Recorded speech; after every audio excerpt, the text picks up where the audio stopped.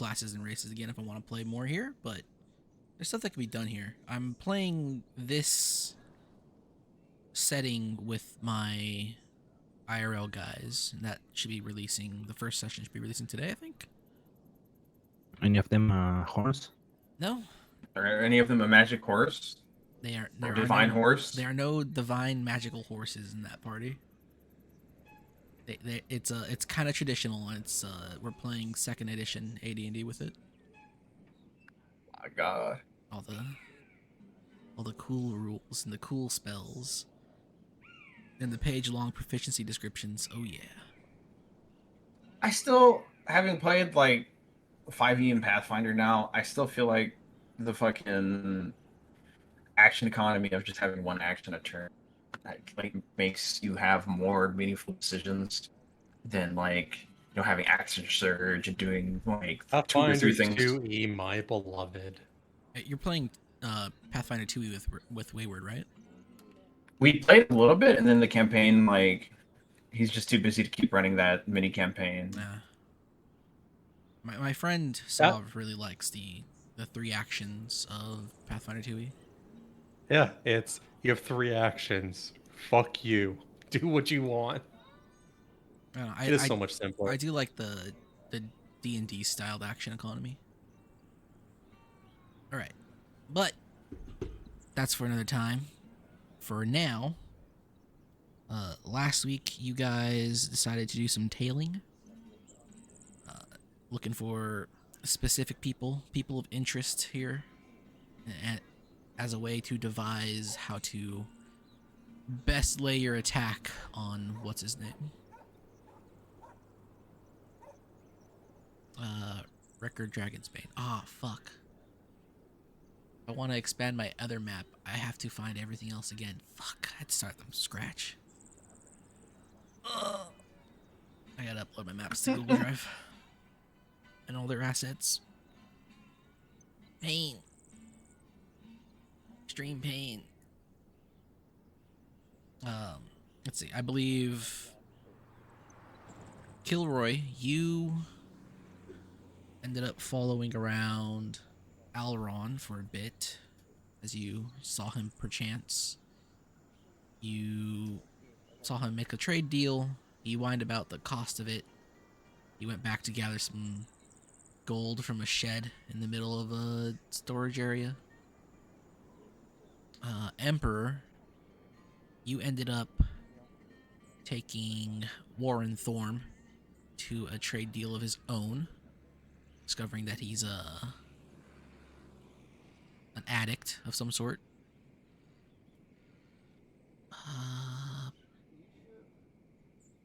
Greg, you found a place that had hired you or invited you into sending somebody a message telling them they're not welcome here anymore. And I think either Greg or Emperor might have come across Cassandra Melius leading some beastmen to the keep where Record stays. White Woman Gaming.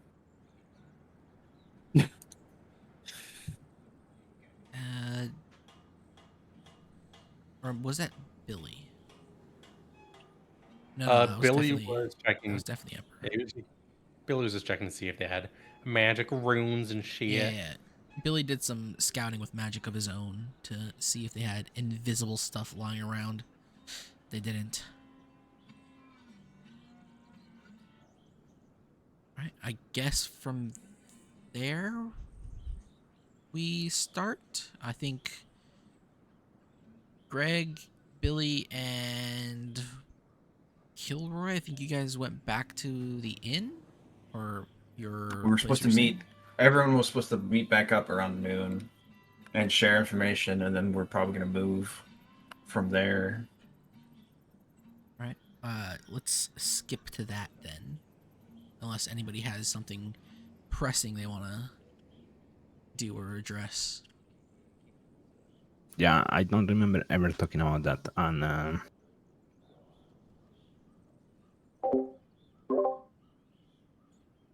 About what? about meeting at noon. I remember telling what's his name. Emperor was not addressed in that, so Oh yeah, you were talking to Cassandra. You were like still waiting on her to show up when we were meeting. Emperor. Pretty sure Emperor wasn't there at all during the night because he was out drinking.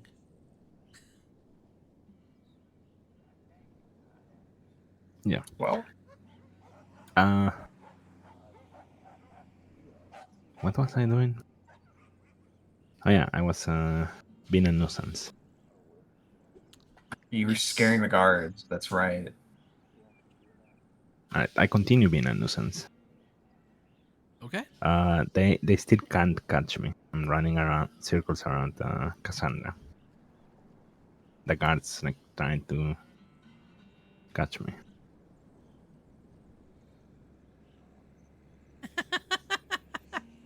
Why not? So you're running around being a nuisance in front of the keep.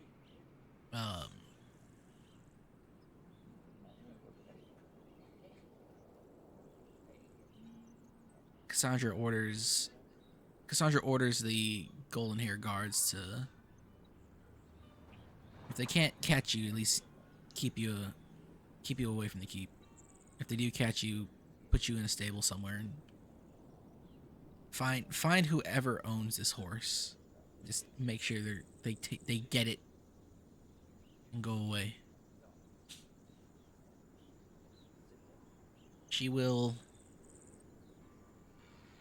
She'll enter the keep.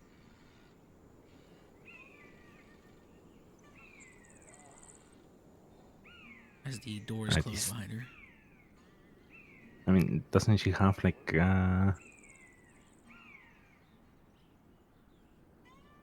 line of beastmen behind her? Well, they were already being sent into the keep at the time. She noticed you because you got into that line, remember? Oh yeah. That's when she noticed you. She's like, what the hell is this horse doing here? Oh, it's you. Get this horse out of here.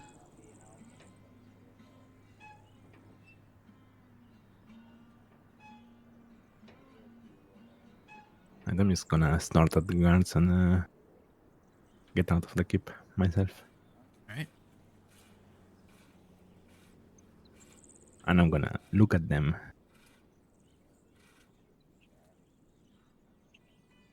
From a bit away.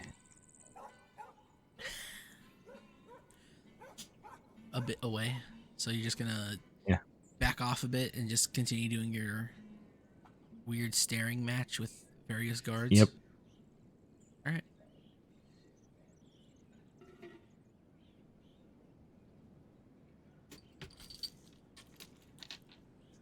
Horse doing the horse things.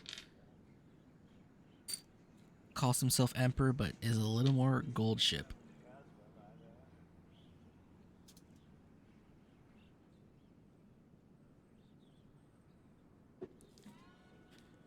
Little more gold ship, you know, who was on a particular list, I might add. Where's all the dad jokes? The bad puns. Actually, if you could speak, you'd have bad puns.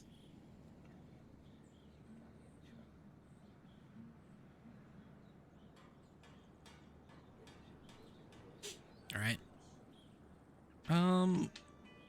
Are you just gonna persist in doing this little being a nuisance? Yeah, I'm gonna be annoying to them.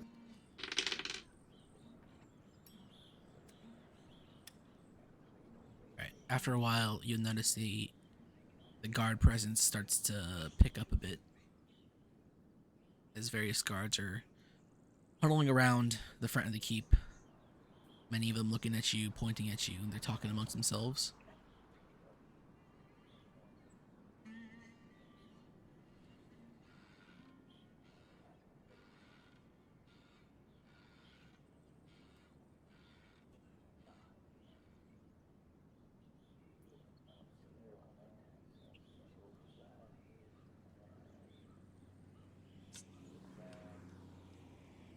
After a while, they begin to disperse a bit.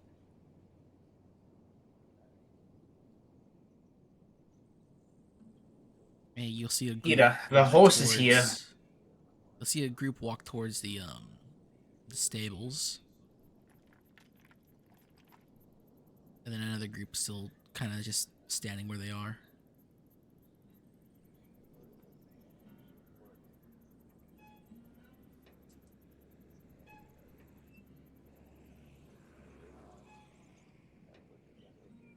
Can you, Emperor, give me a perception check or a wisdom check?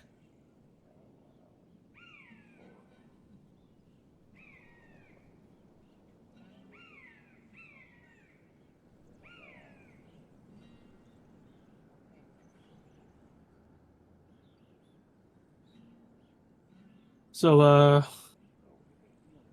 I'll go look for that guy that they sent me to look for. Yes. Your kind isn't welcomed here. Perception.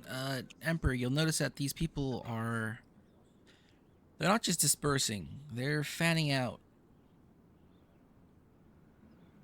They're taking up a position at sort of equal distances as men with horses return. And those men with horses start to fan out in equal distances as well. You'll notice that these men and horses on horses are now wielding lassos.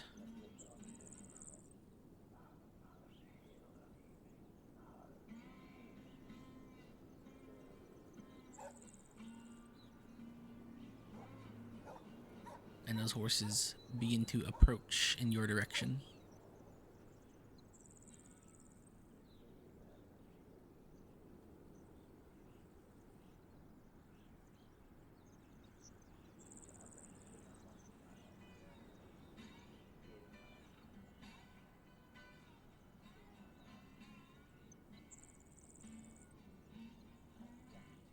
Are you doing anything about this? Yeah, give me a second. I'm just looking for something.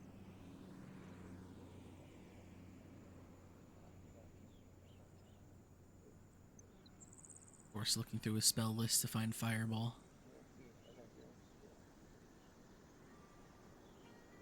Scorching Ray. Did you happen to write down the name of that guy, Greg? Because I didn't. No.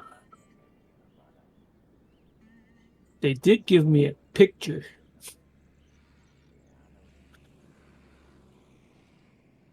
Shit, we're back to the picture books? Yes. Let's call him Miles.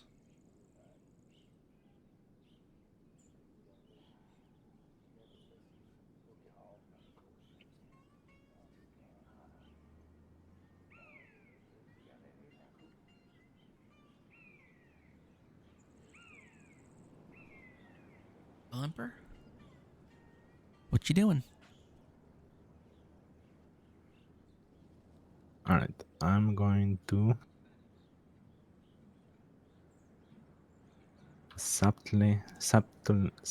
subtle cast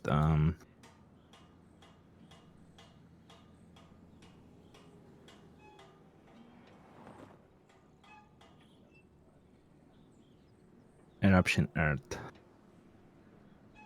Erupting Earth? Yeah, on what's around me. In front of the keep, it's kind of like a large, sort of more empty area that has minor fortifications, so like people could stand behind, like barricades. It's a pretty large distance between the keep itself and any trade stalls or stockpiles. So immediately around you is probably mostly flat ground. There might be some trees here or there. Is there a barracks? There's some buildings. They're all made of wood.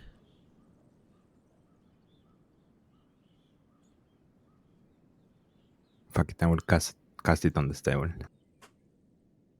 Okay. So, erupting earth. You choose a point within on the ground you can see within range. Fountain of churned earth and stone erupts in a 20-foot cube. Each creature in that area must take a dexterity saving throw. Creature takes 3d12 bludgeoning damage on a failed save, or half as much on a successful one. Everything in there is difficult terrain and makes him have to move 5 feet per square, or at least 1 minute to clear by hand. All right, roll your damage.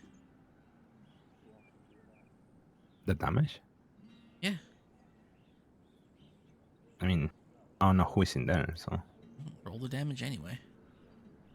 You're doing damage.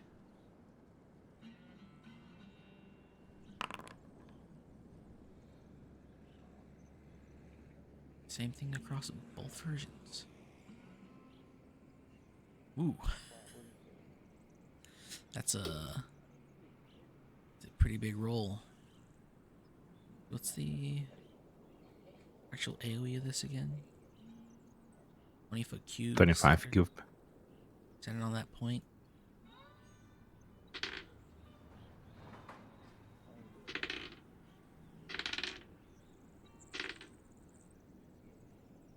What's your spell DC? My spell DC. Yeah. Do I have one? Should be 8 plus your Oh, charisma no, plus no. your level. Wait, what? 8 plus your charisma score plus your level.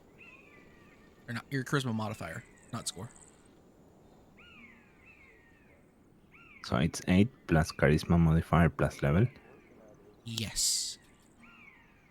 20. All right. You hear the panicked whinnies of horses, and then some screams.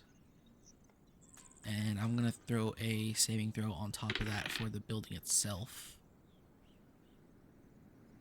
Yeah, as I hear that, as I hear the panic, I start running. Okay. A part of the building will collapse. Where do you run off to? As this gathers everybody's attention, as the people who are now looking towards you are now looking towards the stables and running towards it in a panic I just themselves. run towards the down part of the thing.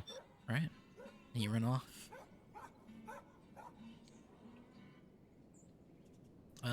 Greg, Yep. you were given a air quotes mission, really, or rather, yeah. No, a diplomatic mission, air quotes. You got a picture of a guy. His name is Miles Bishop. He is a well-connected Midlander who comes here to trade, but his dealings, whatever they may be, have made him unwelcome here. Now, the golden hair can't just come out and say that, because, again, he is well-connected. But, you're not golden hair. And the golden hair knows that, and are giving you this opportunity to do something about this guy for them. Preferably something that doesn't involve killing him.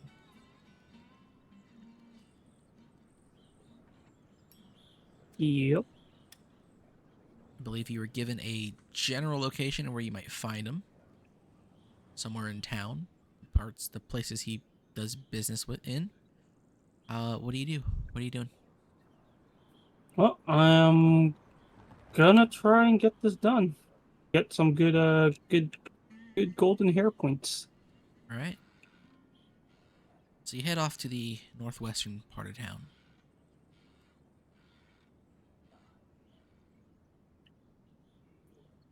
As you make your way there, you'll notice that the trading stalls go from textiles and furs and start to change more towards metals and some various I don't want to call them artifacts, but sundries, things that people like to craft.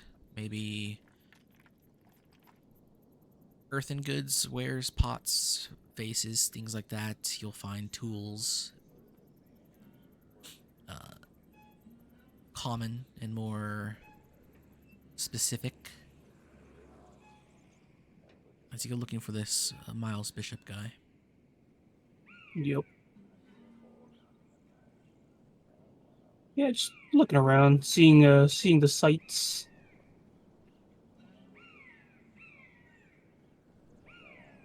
Give me a wisdom, intelligence, or perception check.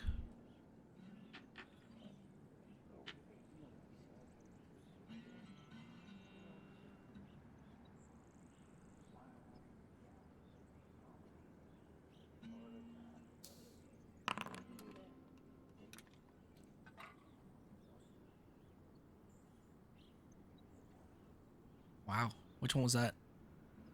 Wisdom. I have 20. As you make your way around, you'll hear some talking, doing business over in a stall. Yeah. You'll notice one of the men involved in this business. He's dressed very differently from most of the people around here. He has a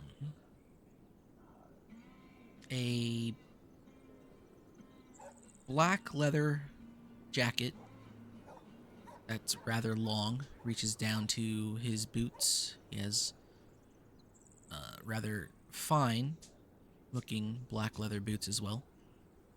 He has on brown slacks, and underneath his jacket you'll see a white dress shirt.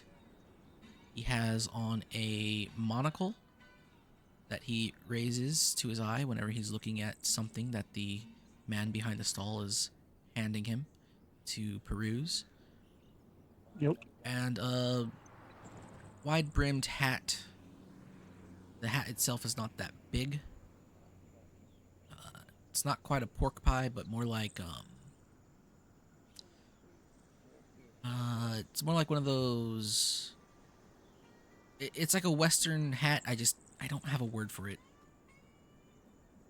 Also black. Bowler hat? Bowler? Bowler, yeah. Is it the more The little round circular one on kind top? of? Yeah.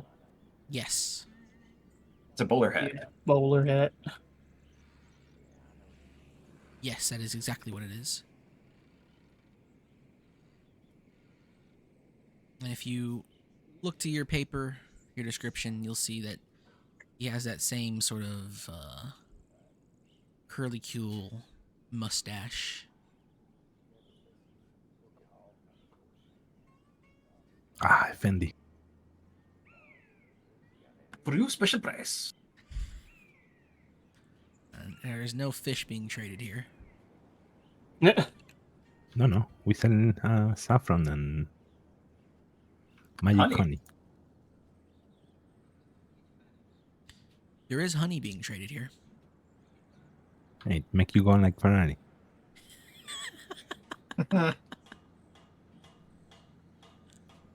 Okay, I kind of check out what kind of try and overhear what they're doing.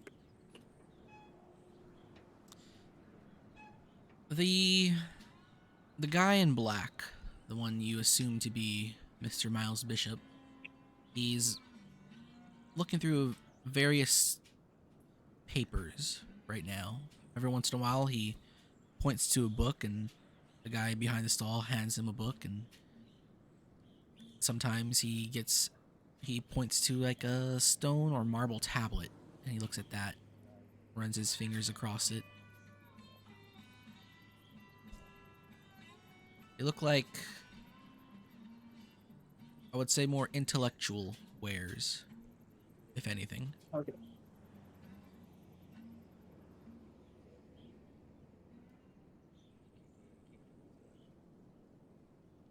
Got it. Yeah, I'm just pretty much just scoping out what's going on. Okay.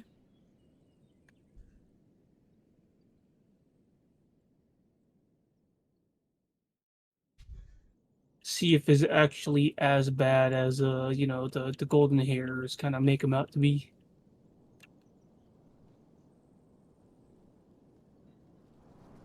The man behind the stall leans in and starts to whisper at him.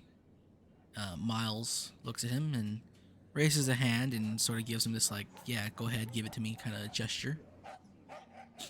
And the man goes back to his wares and brings him a small wooden box. Miles takes the box, opens it, and pulls out what looks like some sort of ceremonial dagger. You can give me a perception check at this point. That would be nice. Okay.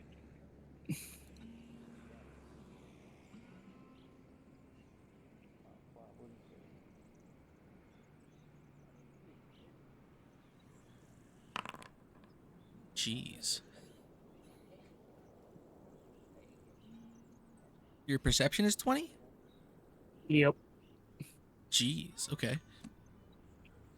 This is a rather fine dagger. It looks from an ancient era.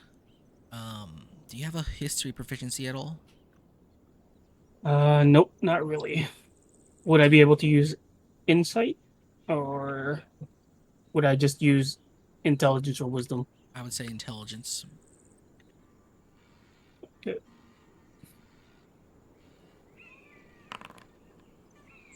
Okay, yeah.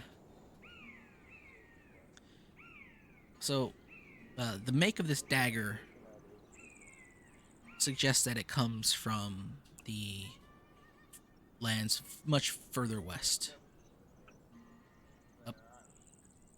Up in this area over here.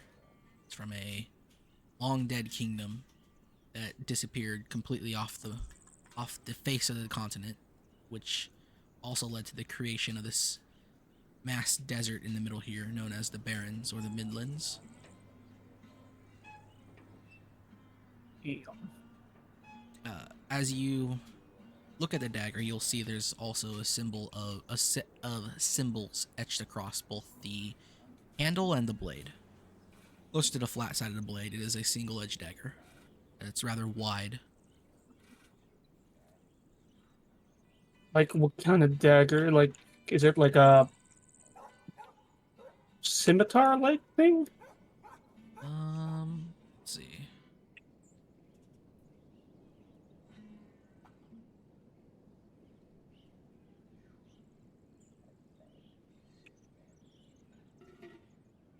And the handle this way. So it's a kind of strange. It has sort of like a prong towards the end. It has that Yeah. large point at the top there, and then the actual dagger part that way. I make my lines thinner. Oh, it's kind of like those like the scimitar kind of thing. It's not quite scimitar-y.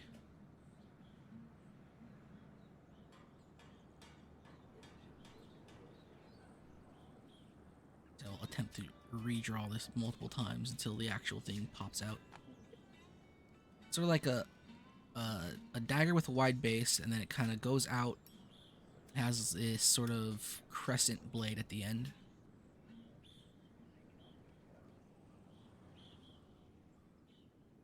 Kopesh? It's not quite a Kopesh. Kopesh is much more similar to a scimitar. Just imagine if you had like a sickle on the end of a dagger, and the sickle was facing outwards instead of inwards. So, Kopesh? Kopesh is...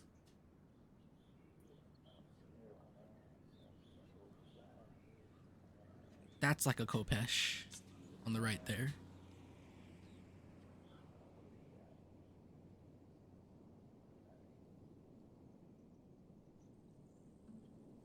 It'd be like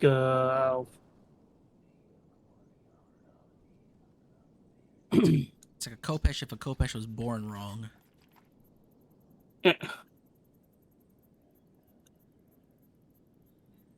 Oh, it's like a Kopish if you held it backwards. Ah, yeah. Okay. And what else is going on? He's looking at the dagger, and he hands it back to the guy. He raises the finger, reaches into his waist side, pulls out some gold pawns, 3. He puts them on the counter.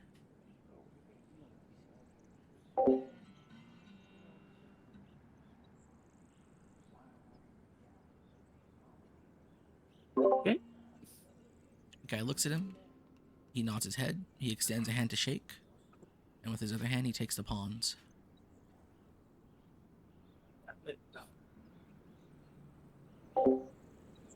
Okay, so far I haven't seen anything wrong with him doing business. No, seems like a regular business transaction. Yep.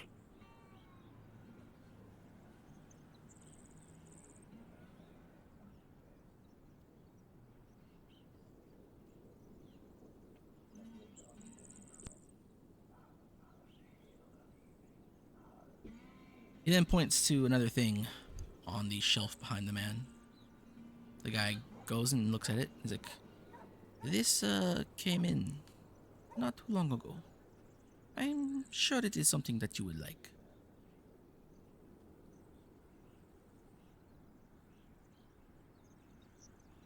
It looks like a sandstone tablet in the shape of a trapezoid. He places it down on the counter, and he brushes it off a bit. And the man that you're following, Mr. Miles Bishop, takes a look. He puts his monocle to his eye, and he scrolls over the tablet. He looks at the guy. "Well, how much for this one, then?" The guy looks at him. "I will give this one to you for just the 3 pawns more." Miles, without question, reaches for his purse again and pulls out 3 pawns, places it on the counter.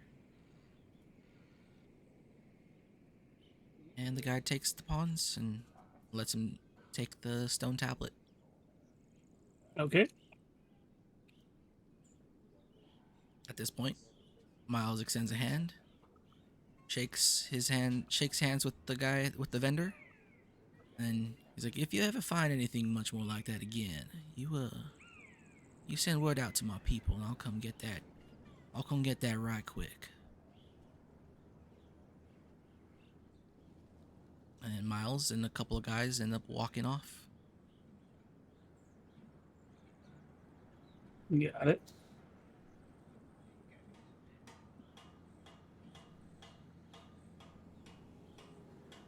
Okay. My turn to speak with the person here. Which one? The vendor or Miles? Yeah, with the vendor. You walk up to the vendor. Hello. Hello. Have you come to see relics of old times? Yes. Yes. And from where or when are you perusing? Yeah, just looking around right now. What? Do you have anything interesting? Well, everything I carry is Maybe. interesting.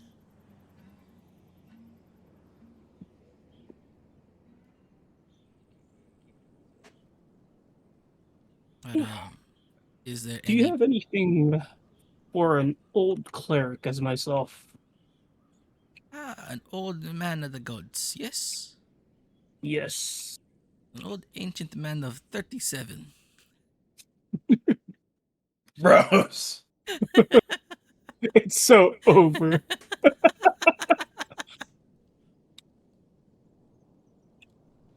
Yeah, just give me 1 second. Yes, yes, yes, yes. He goes and he shuffles through some things behind him. He has a lot of these stone tablets, really old-looking books, some books looking newer. He grabs a book off of one of the shelves and brings it over to you. This is from an older time from Ersherma. It speaks of the great calamity that befell the western side of our world here. It talks of the great destroyer returning, and the great savior returning as well. Not too familiar with your gods. Are you of Untavam, the Triumvirate? I haven't really looked. So what would actually? You know what? Let's make let's just make it he's just a wayward cleric. Okay. He's self-taught. He's Yeah, staring at the sun. I'm a self-taught holy man. Self-taught. I He's eat a- random he's plants just- and mushrooms off the ground. He's, Then God he's speaks to faking me. it till yeah, he's faking it till he can make it. And he's gotten this far.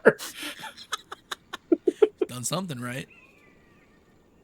Apparently, they're all very happy with me. Whoever is actually looking over me. I go, yeah. I just go, yeah, sure.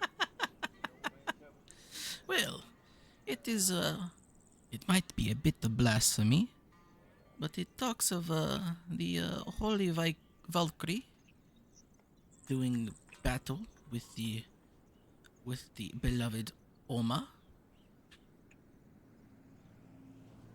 and them working together eventually to fight off the great destroyer Ariath. They speak more of prophecy than history, though.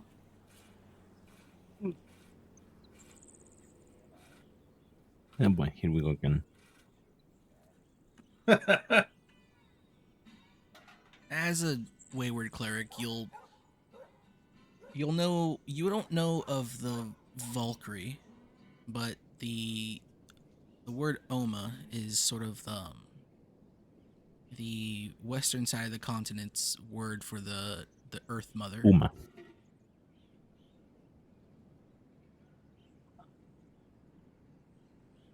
Yes. Yep.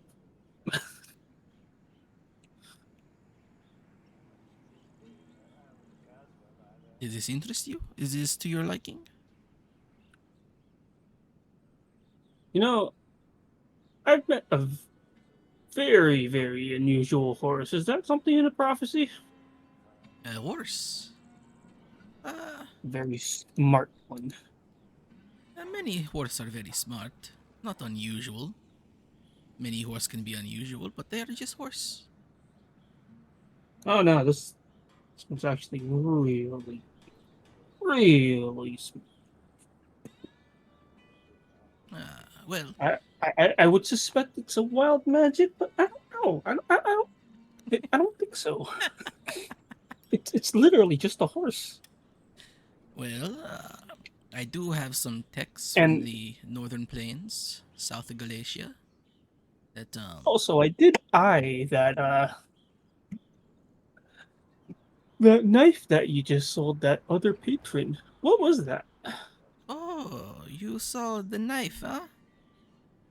It is a Weird looking knife. ceremonial dagger from the Cursed Lands.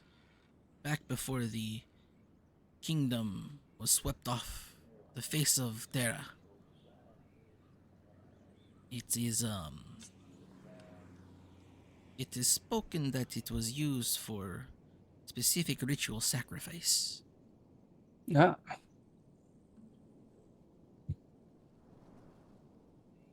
To stave off a great calamity. A great religious man, a holy man of his own right, would sacrifice the blood of the pure with the blood of the evil to prevent the great, what was his name? The great Malleus from returning. Yeah. Obviously, did not do them so well. Ah.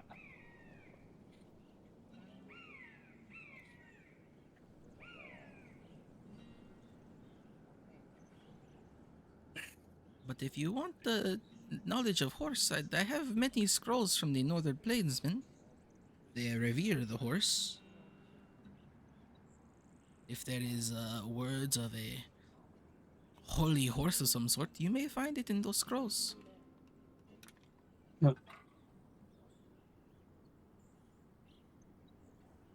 I'll probably check it out later. I'll go look around. I kind of once he finishes up his wares and stuff, I'm gonna go look for that Simon guy.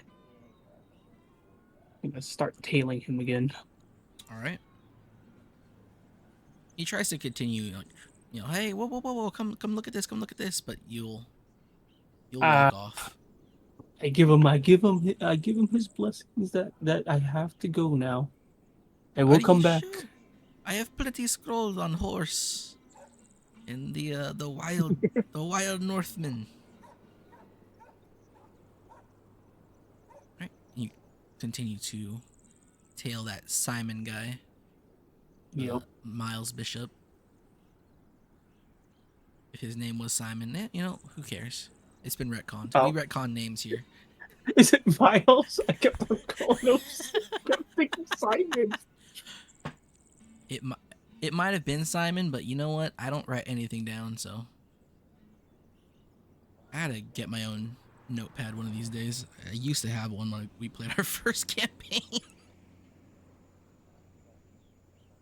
I decided to wing everything, and it worked. Hell yeah. You go looking for Miles. Okay, so Miles, yeah. You'll find Miles heading towards what looks more like towards the south. He passes through some places and he stops and starts to look at stalls that are selling herbs.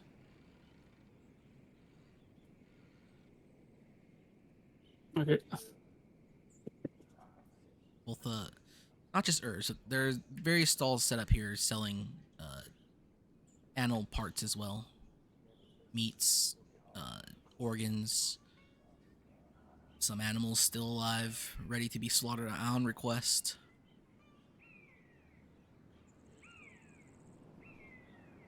He stops at a stall. He starts to talk to the vendor. How close are you gonna get? Not too close. Okay. The vendor and him exchange words. The vendor points down the way. Miles looks at him, gives him a nod, and he starts to walk down in that direction until he reaches another stall. Okay. He starts to talk to the vendor here, and this vendor, from what you can tell, trades in what looks like snakes. Nick. There are cages full of snakes. There are dead snakes hanging from the stall itself. Miles points at a snake, and the guy looks at it. They start talking about it. Points at another one. They start talking some more. Points at another one. They talk. And this time Miles says something. The vendor goes and he brings him a small vial of liquid. He examines the vial. He nods. He pulls out some silvers, hands them to the vendor, puts up a couple fingers, and the vendor comes and gets him more vials. About 5 total.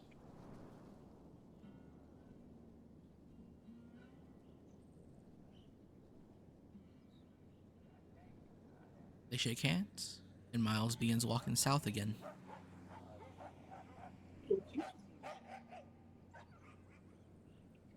Still haven't found any reason to actually just chew him off, but I'll keep tailing him. Right? You continue to tail him, and eventually you'll find yourself back at the inn, or at least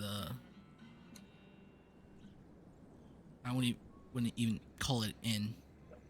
The tavern that's surrounded by residential places for visitors. Okay.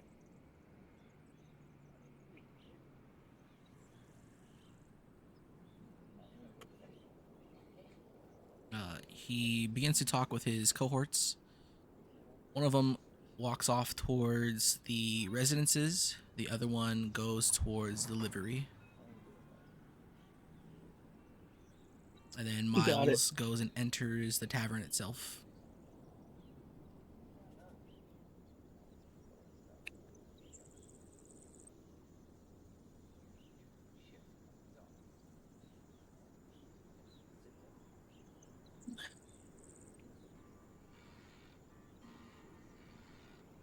I enter in. Okay. The tavern right This now. is the tavern that we went to, right? Yes. Oh, this is the same one? Yep, the Golden Ale. Oh, okay. You'll see Miles sitting at a bar. The tavern is not very busy at the moment. It's just before noon. People are probably out busy doing business. Probably 5 people here total, including the bartender. Excluding Okay. you and Miles.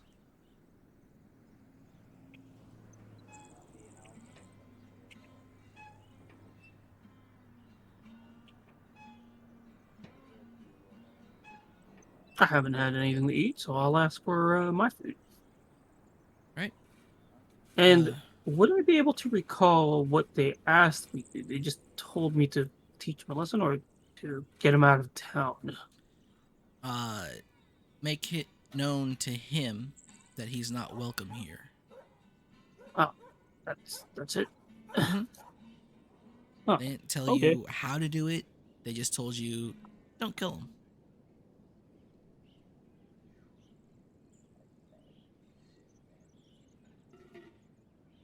Okay.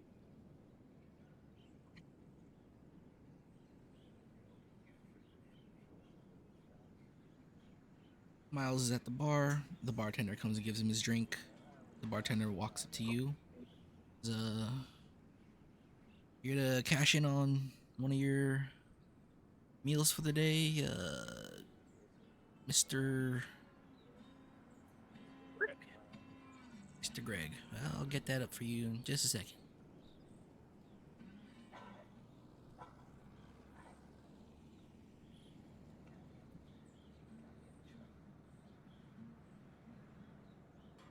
He leaves, goes back to the kitchen.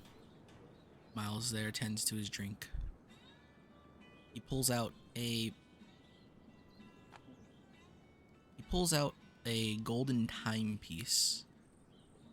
Takes a look at it, puts it back in his pocket.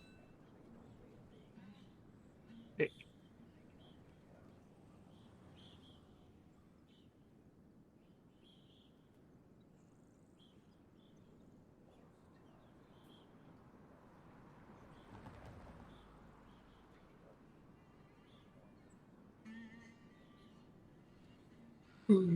There's like 5 people here, right? Yep. Sure.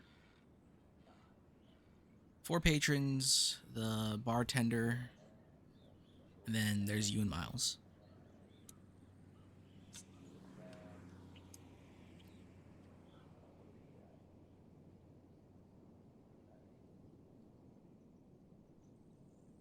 Got it.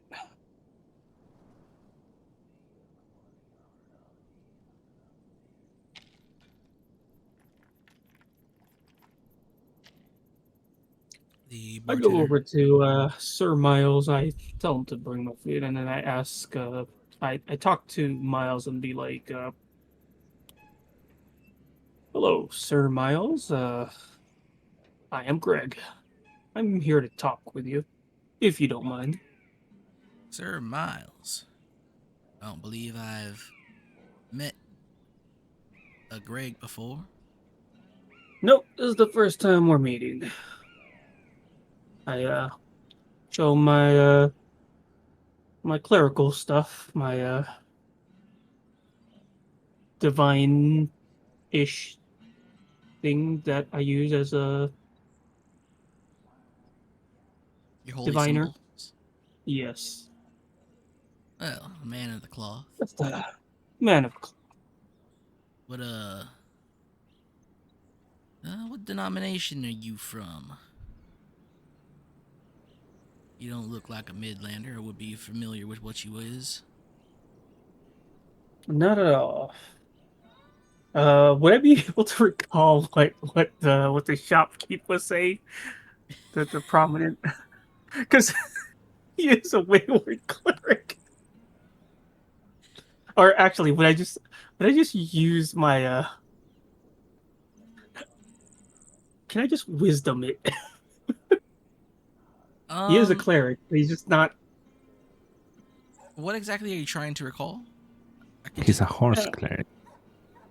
Horse Emperor is True. cleric. a horse cleric.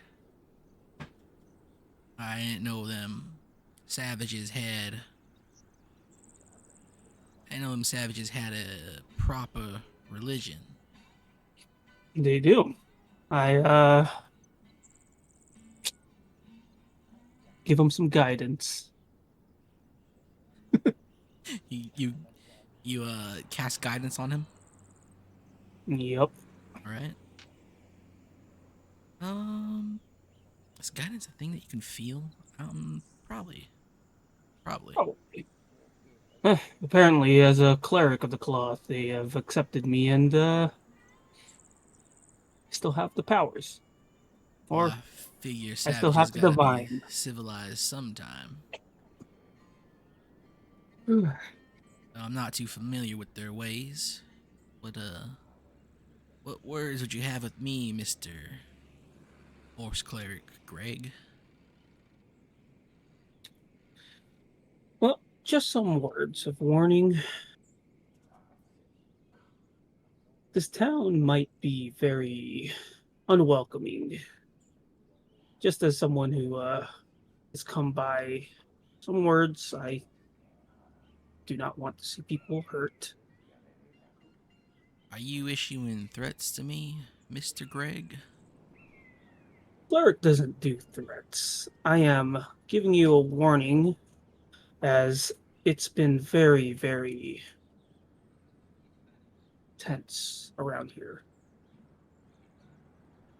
Well, I can't say I've seen what you've seen, but I'll Please keep keep in that mind. in mind.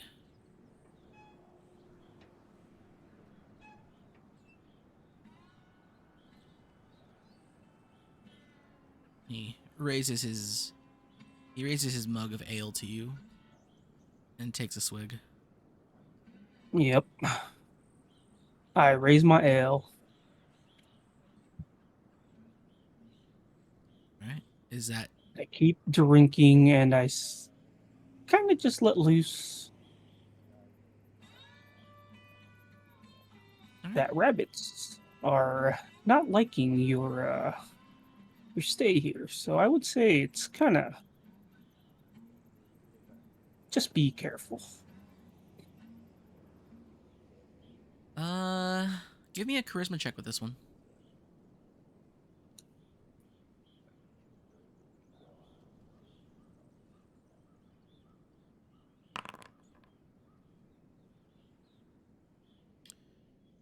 He cuts you this glance, like you've piqued his attention. Mister, just who exactly have you been talking to?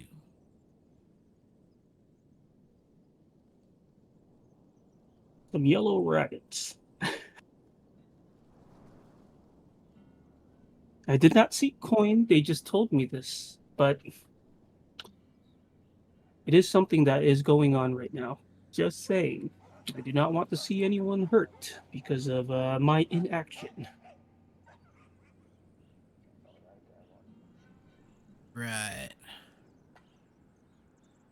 Any names or faces that may have conveyed these feelings to you?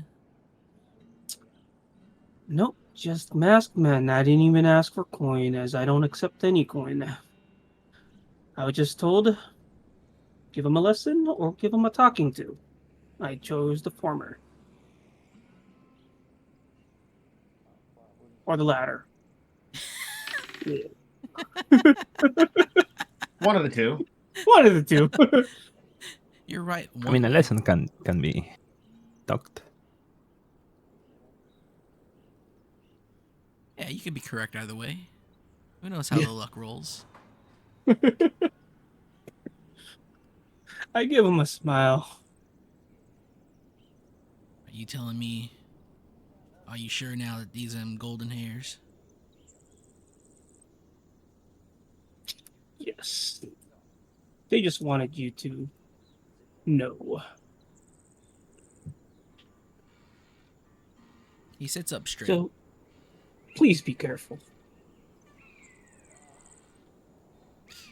Well.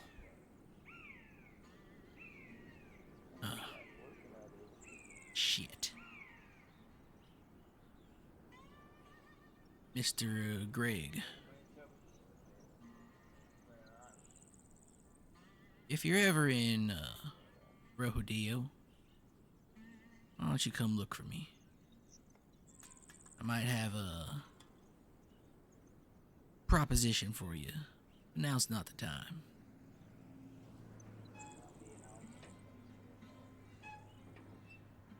At that, you'll hear the Raise door. my glass to him. You hear the door swing open. Greg looks around quickly as you can see a look of worry on his face. Yep. You'll see one of the guys that he was with earlier. Well, keep that in mind, Mr. Horse Cleric. Javier, I give him a nod. you go get them horses Right. ready. You make that stop, and you come see me outside town.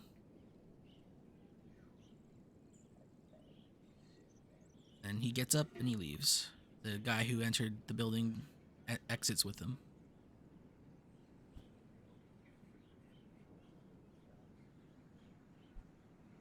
Okay.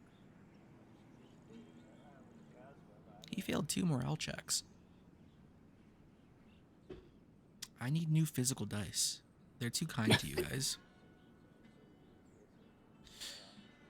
Right? You had your talking to with Miles Bishop. Yep. And who just came in? One of the guys that was with him. When Oh, he was walking okay. around town. And they Yeah. both left. Okay.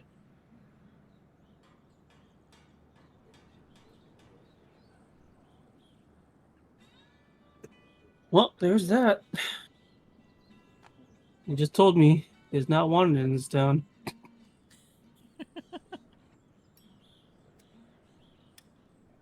What do you do? What do you do from here, Greg? Keep eating. Okay. Billy and Kilroy. You can call us Bill Yes. Roy. Bill Roy. No, Billy. don't do that. The Bill Roy. Kill you the Warzard. You guys have met up. You are together now.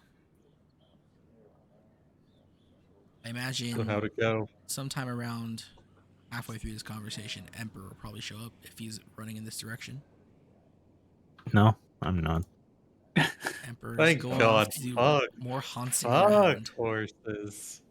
Gotta look for more women.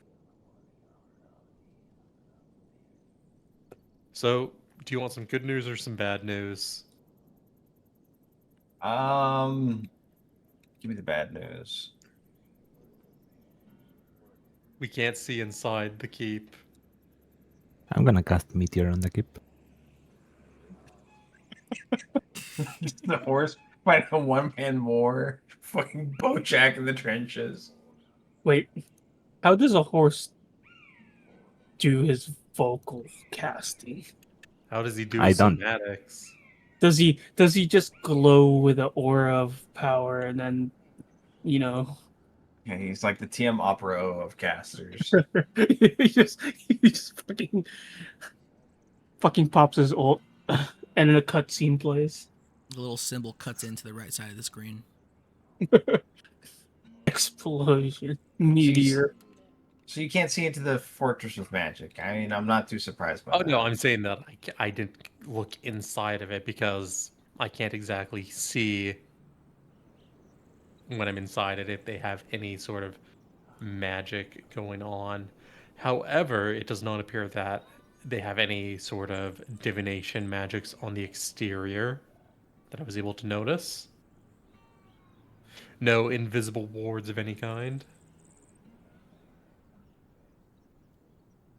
How'd yours go? Hold down around a bit. He seems to have some kind of cache of gold in a little hut not far from where the fort is. Try and break in or maybe burn it down to draw him out What while was we he doing? infiltrate. He was just wheeling and dealing in the market. Nothing in particular. I mean, he is a wizard, so any information on what he's buying could give us an idea of what he might be trying to do. Can I recall anything special that he bought? I thought he was just buying Some jewels, some crystalline powder of some sort. And I don't think I said it last time, but a couple ivory slats. relay that information to Billy.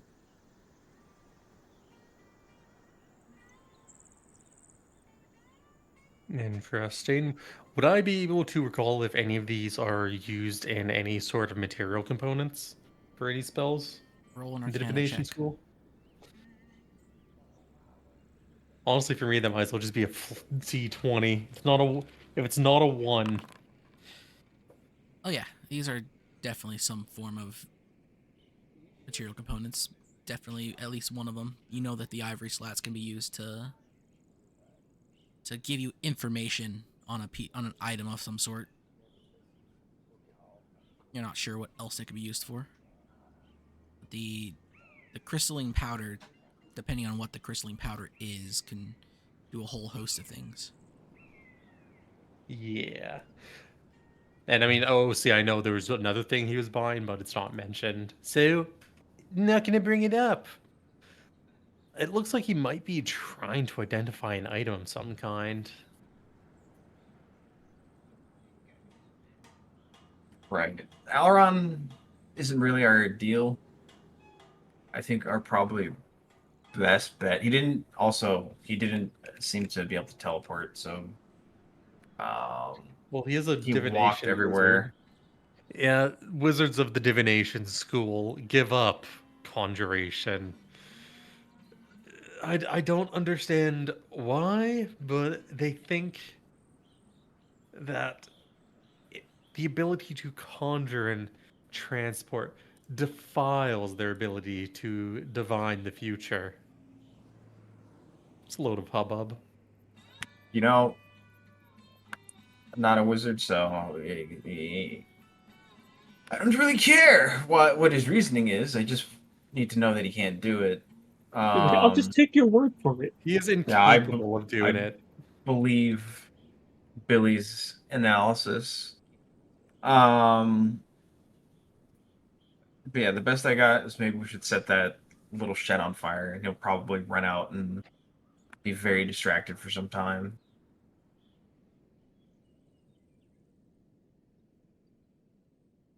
Well, do you know where it is? I do. Could take you to it. I tried to look around, but thought better of entering directly. Since you mentioned magic traps and such. Hyde, how long has it been since Billy started scouting the keep? If you guys got up at the crack of dawn, maybe 3 hours max. Yeah, okay. Dookily dookily dookily doo.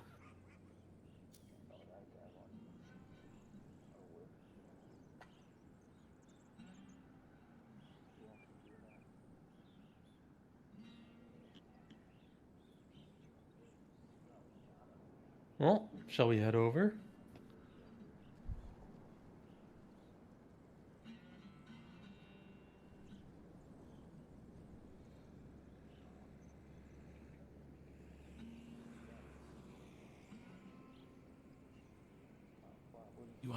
You wanna head to Alaron's shack? Yes. We were supposed to meet with everyone else here, but I don't see anyone else here at noon. Consider it a slight detour. I suppose we can show up late. I just hope the others don't jump the gun. Well, one of them is a cleric and the other's a horse. Not those others, more Savarus than them. One of those is a person. The other is a thing.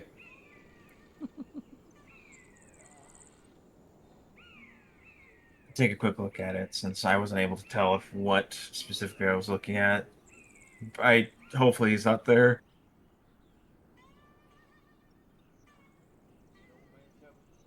I will lead Billy to where the shed was. All right. Easy enough to find.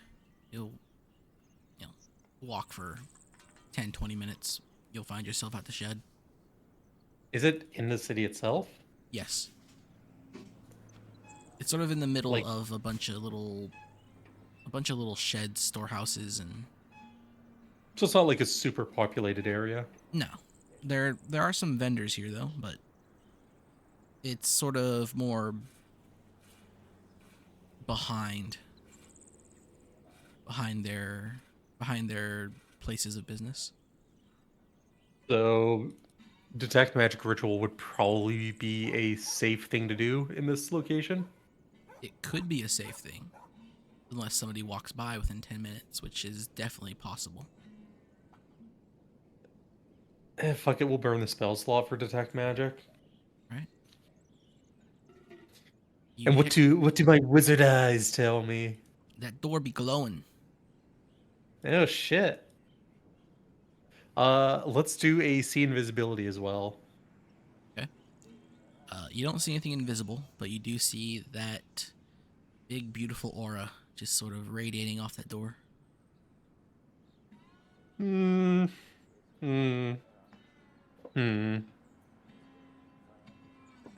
You know,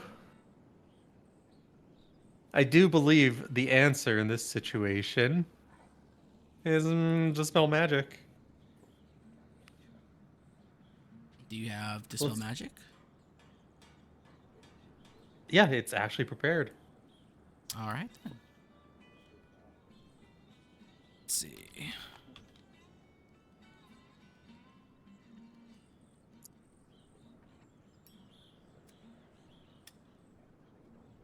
Ba, ba, ba, ba.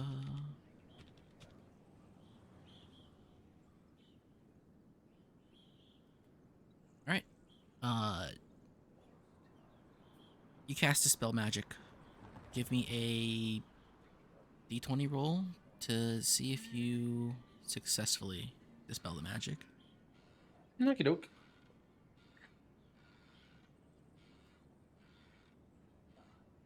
Ability. Really check with your spellcasting modifying ability. Yeah.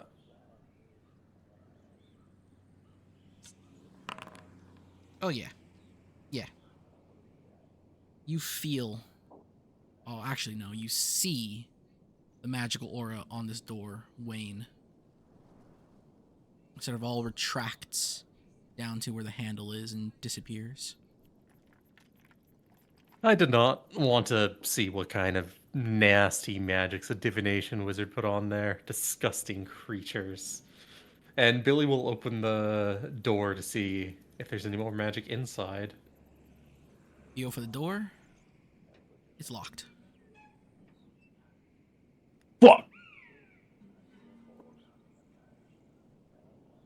Yeah, the spell, it was an alarm that sounded when it was dispelled. Silent alarm. Hey, if I see a door and it has magic on it, my assumption's always going to be it's got a glyph. Nothing says door like exploding. Well, how are you at opening doors, Kilroy? If we're not planning on breaking it, that's not really an option.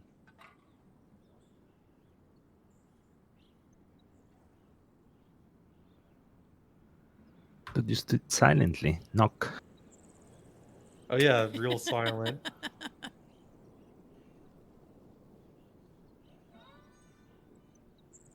Well, how bad do you want to see what's inside? Like you said, I don't really care what he's up to. More concerned with the big man and his ability to summon him to his side. Well, Canuck. You cast knock We're on gonna the come- door. Yeah, real quiet spell. The most subtle spell in the game. The most subtle. All right. You cast knock on the door, and that loud burst of sound rings out 300 feet in every direction. Real subtle spell. Oh, hell yeah. Let's take a quick look and I'll point out anything that's magical. Follow Billy in. You open the door. You hear people clamoring about. This is a gigantic boom noise, and that sort of breaks what's usually going on here. Billy. Billy will lock the door once we're inside, Okay. just for safety. Okay. You open the door, you get inside, you lock it. You look around. There's nothing magical in here, but there is a large sort of it's about the size of a bust. It's a golden idol of some sort.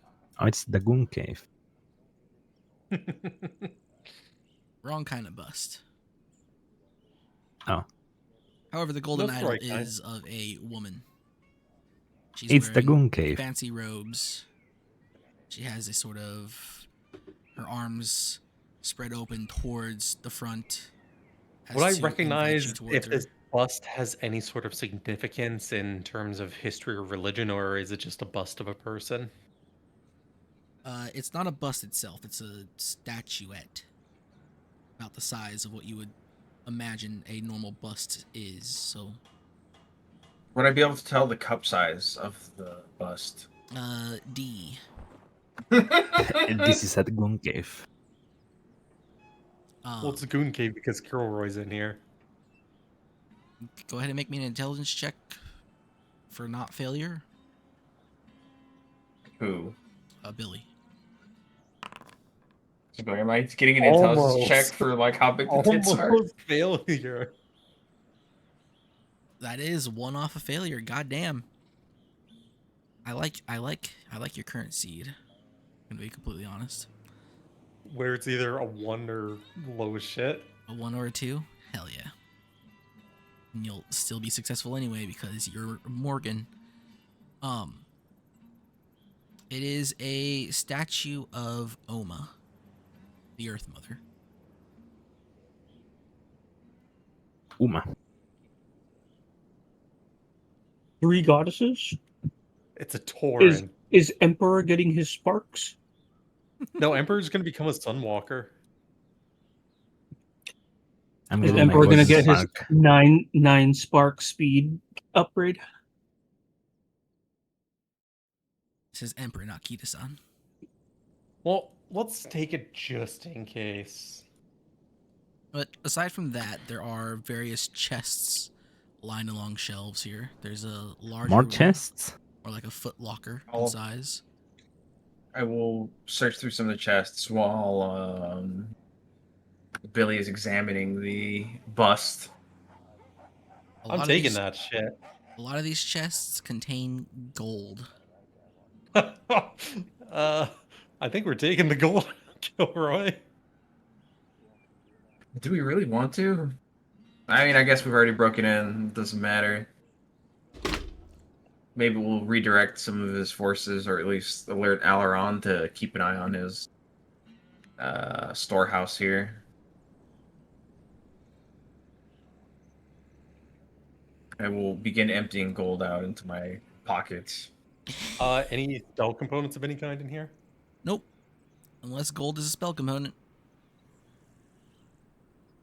Well, gold buys spell components, therefore gold is spell components. Crafting my hand of Midas. Yeah, we're just fucking looting everything in here and then getting that idol as well. Let's send the beetle under the door just to see if anyone's directly outside. You attempt to summon your beetle, and it does not appear. Oh,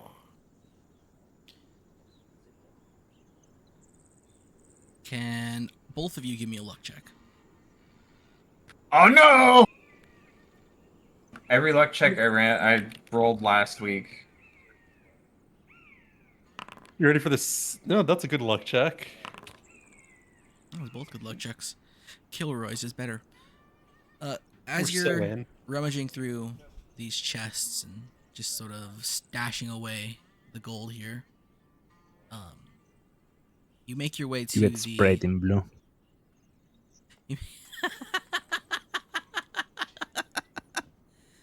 Oh no, there was ink packets in these gold coins.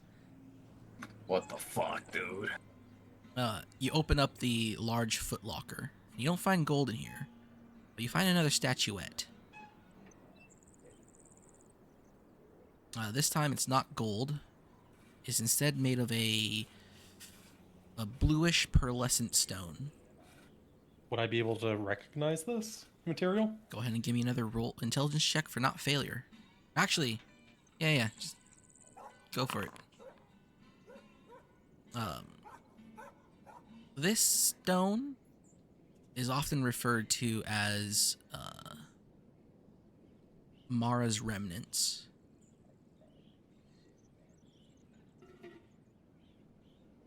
Or Mara's gift.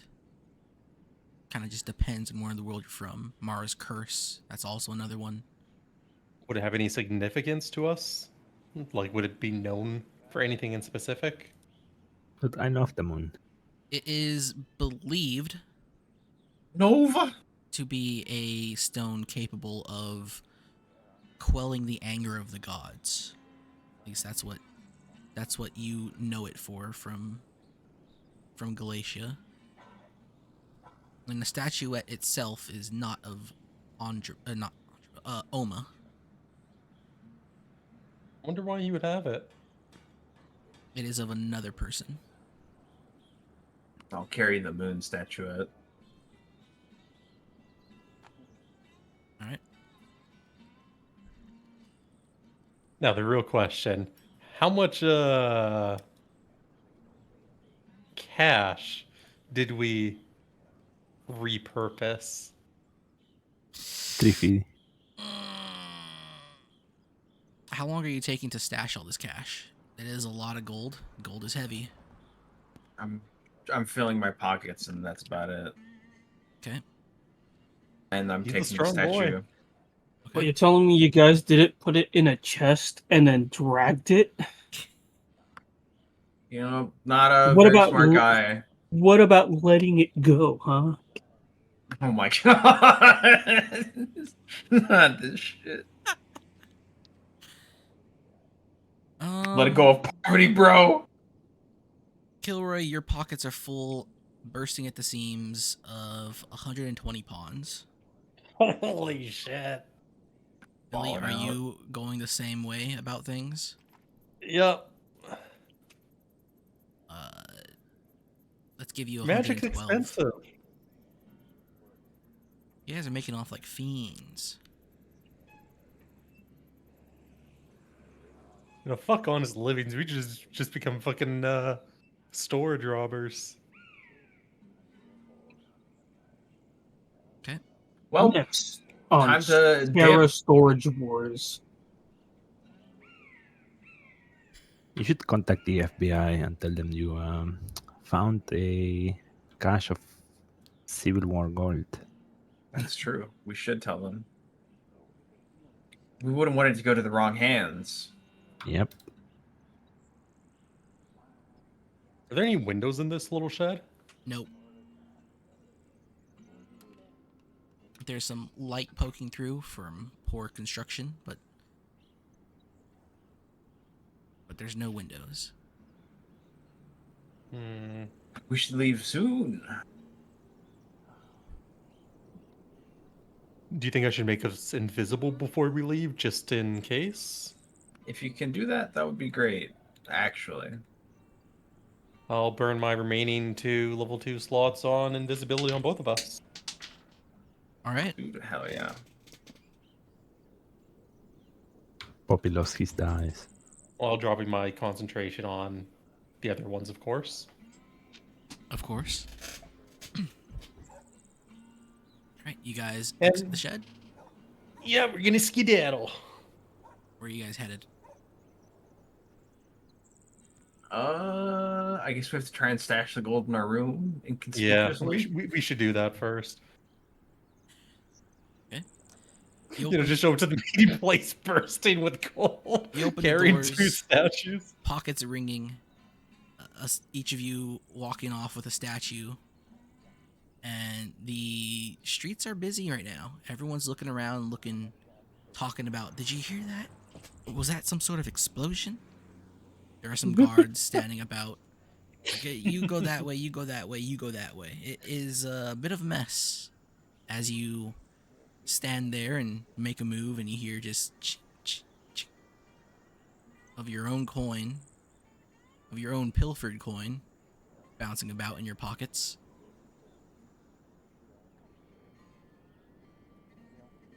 God, we're so cool. No one will know.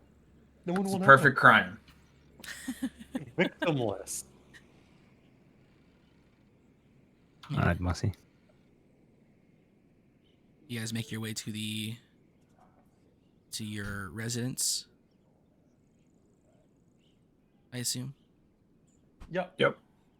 Yeah, and somehow passed all of my luck checks here, so that the ambient noise of the the trading post in general is not is distracting enough to avoid all this coin clinking around in your pockets. We're so in. You guys make it back home.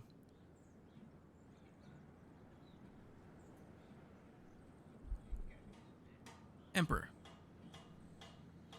Yeah. What do you now? What's your new method of horsing around after you've attacked the stables?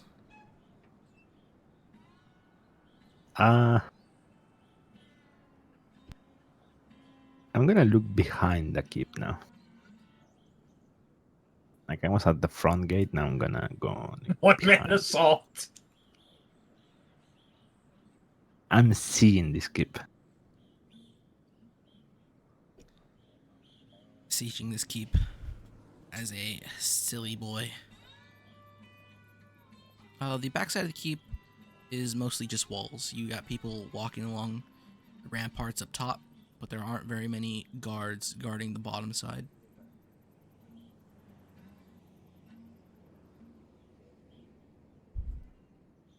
And the backside of the keep is looks like everything here is a lot more golden hair in nature. There's no vendors, no trading stalls. Doesn't look like there's very many people here doing business.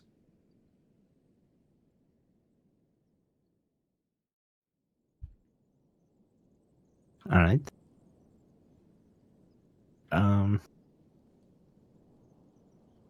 can I get a layout?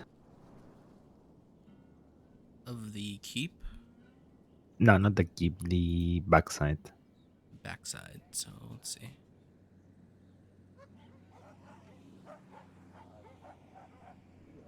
Say this square is the main body of the keep here. There's a tower here. There's the door to the keep out there. Tower. You got ramparts that kind of go along like this.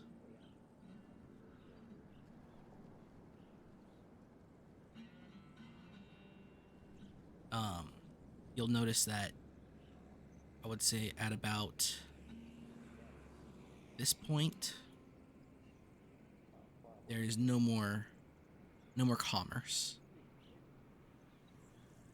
You'll see the main, or at least not the main, but you'll see a palisade wall kind of extends around this way, stopping somewhere in the middle, goes around like this.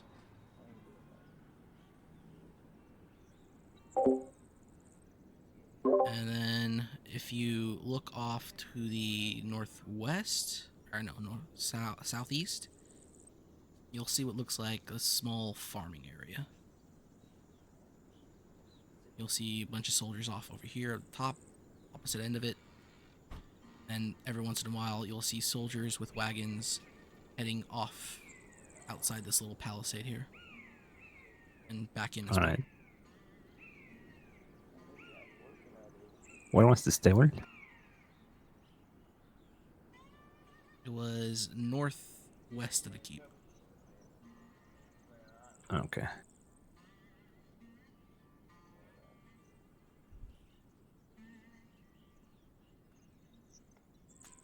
Alright, time to cause some chaos in the farmlands. I'm gonna erupt the earth in their farmlands. Alright. Go ahead and roll the 3d12 for the damage of anyone who may be caught in this or any building.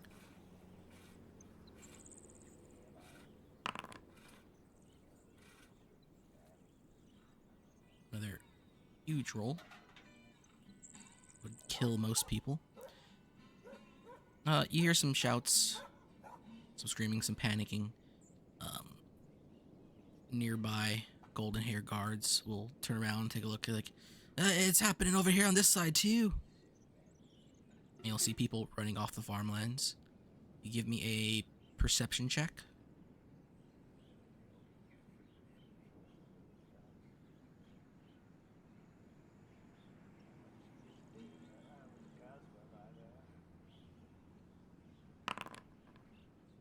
You notice the people running off of the farmlands are all beastmen, as far as you can tell. Alright. Ears here, scales there, tails in other places.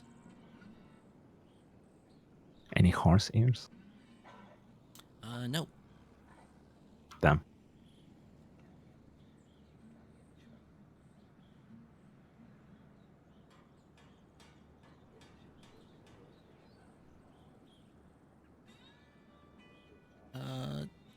You'll see a beast man run towards that empty area where the guards periodically come and go with some wagons, and he'll collapse as an arrow drives into his back. Alright, where did the arrow come from? The keep. Okay. So there's a tower at the back too, I guess? The rampart walls. Okay. Rampart ones.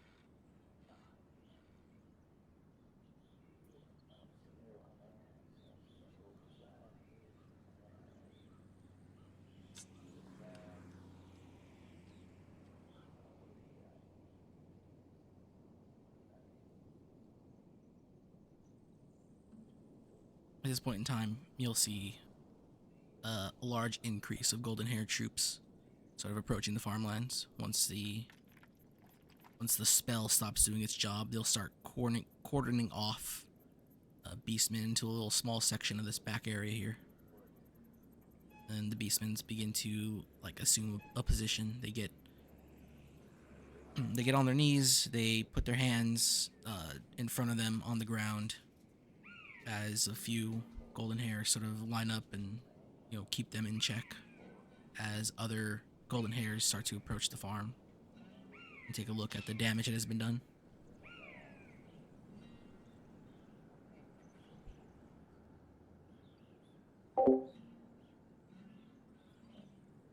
Alright, let's blow a hole in the wall. All right. What are you doing to do that? Eruption Earth. Okay. Go ahead and roll that damage.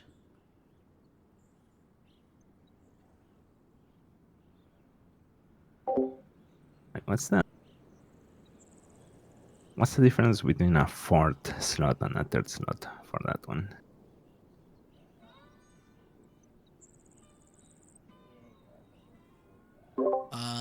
I think the fourth slot does another d12 of damage.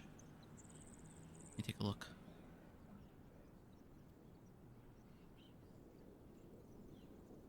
Yes, every level of fourth or higher does another d12 for every slot above third level. So, Alright, then I'm gonna use one of my fourth slots for this one. alright. Go ahead and... Ooh. The keep begins to tremble.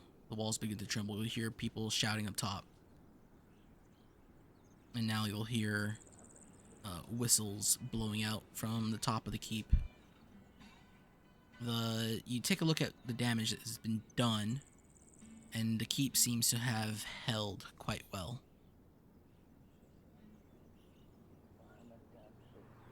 And after that, bells begin to ring. Once the bells ring out from the keep, you'll hear bells echoing out from around you as well. Alright, I will retreat towards the inn where Okay. I was before. All right.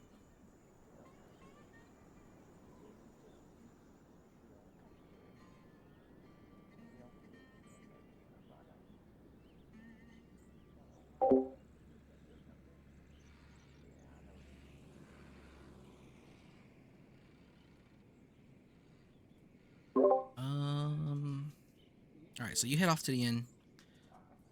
Billy and Kilroy, you're at the inn. I imagine you're offloading your wares. We're stashing it. Yeah. God, we're so good at we're so good at this game, man. We're just making money. Like, why was no one ever just tried this before? Why has no one ever just tried taking the money? Well, I know. Doing jobs? Nah, it's just steal shit. I'm touring right now. What is Greg up to at this moment? I imagine he's finished eating his meal. Eating. And then I'm like, Folding what laundry. the hell is going on? Yeah, you'll start to hear bells ringing out.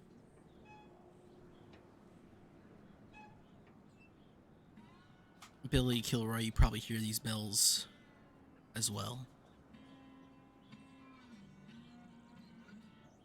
Oh no.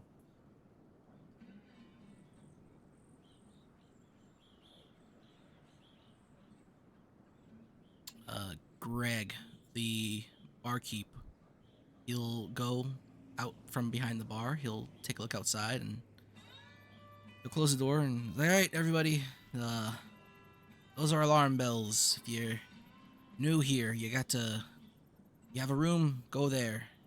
If you don't, stay here. Okay. I go to my room. Also head to the room. Right?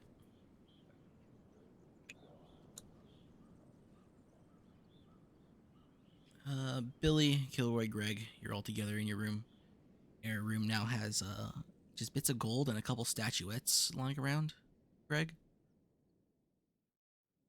you might hear some the sounds of metal clinking together when Billy and Kilroy start moving if they haven't unloaded everything.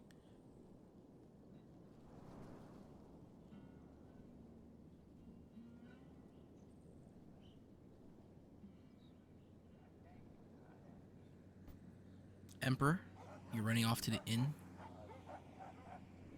Do you even Yep. know what the room is? Nope. All right. I'll just continue to let you be a problem. The three of you are together.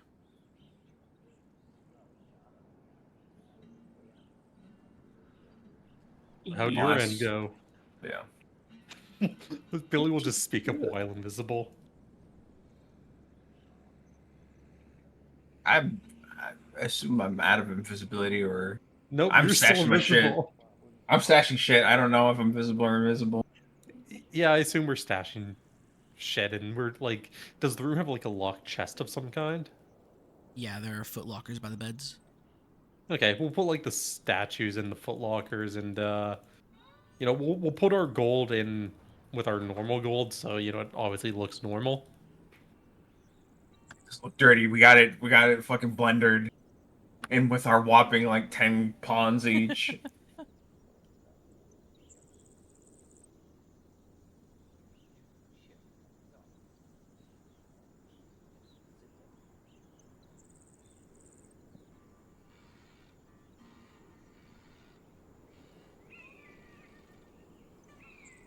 All right. So you guys just wait it out. Yeah, I guess we we aren't, will. we aren't rogues. It's not our job to go out there and get caught up in the trouble and make things worse. Wouldn't be a bad time to try and get into that fort, you know? I mean, There- we are invisible. How long will this last for? It's in just a bit of time, a nice hour.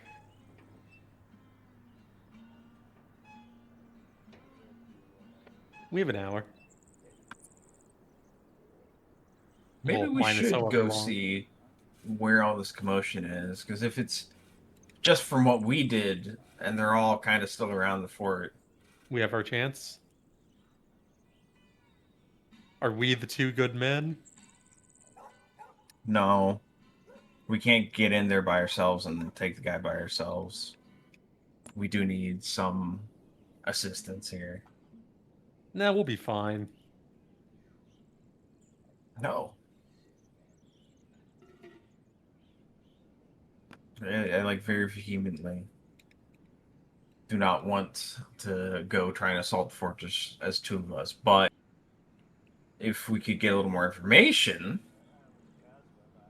This guy over here doesn't want to be fucking V assaulting Arasaka.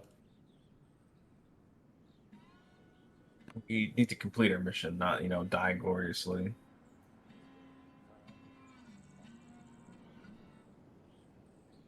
He is not a piece of fuckable meat. Or I guess we wait and hope the other guys show up. Yup, agree.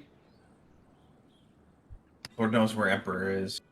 Well, we're invisible, so let's go and see what's going on with the guards while we're still invisible.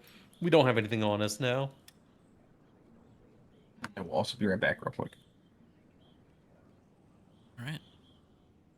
And Billy will drag the T-posing body of Kilroy out to see what's going on. All right. Or is he A-posing? You know what? It's your choice, Hybe. You're the architect. T-pose is old news. Yum. When you exit your room, you'll see a bunch of people just sort of passing by. They're entering their own room now. After a while, you'll see Savers and Mikhail walking past. Of course, they don't see you though. When you get to the edge of the sort of residential areas here, you'll see a lot of guards. They are on patrol duty. They are looking out. They're paying close attention to everyone who passes by, and they're making sure everyone gets into the residential area.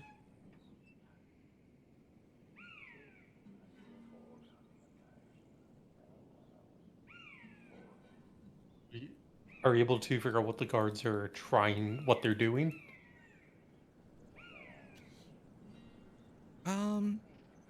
When you get close to a group,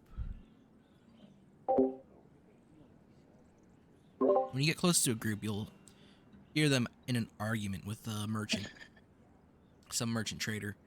Like, look, you have to go to your room, all right? There's the bells mean something bad has happened. Might be an attack or some sort of criminal assault going on that we can't handle right away. You need to go to your room, all right? Just stay there and be safe. And the merchant just argue on. He's like, you cannot keep me here. I should be leaving back to the Sherman now. And they'll argue on like this for a while.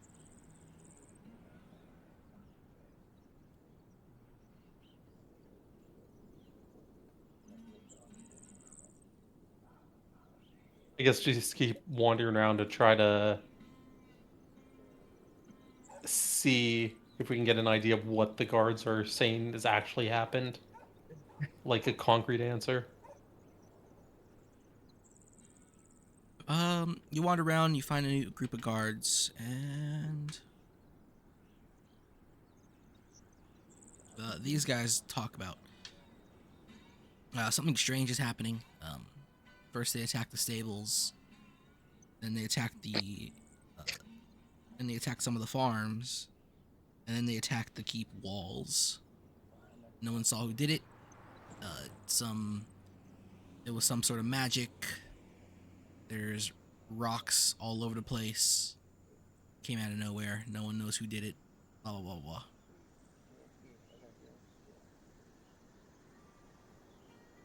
I see. I wonder who that was. It's a mystery. Are you actually running towards the inn this time, Emperor? Yeah. You'll probably see Emperor pass by. Whatever speed he's traveling. Billy's just gonna sigh. Obviously not, making noise sigh, but I will yeah. look at them invisible and then continue my way.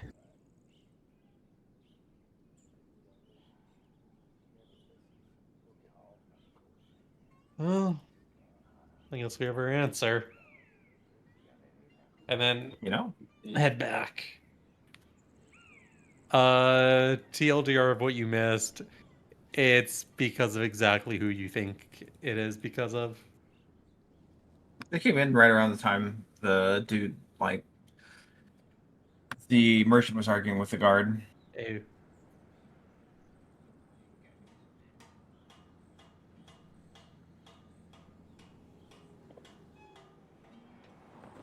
All right. Well, Billy will head back, and then once he's in the room, ta-da! Greg, Billy appears out of thin air. Holy shit. I think the horse was fucking horsing around.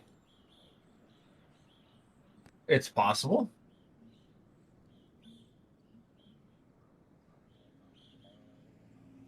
Greg, you're good at getting answers from the horse. You tell us.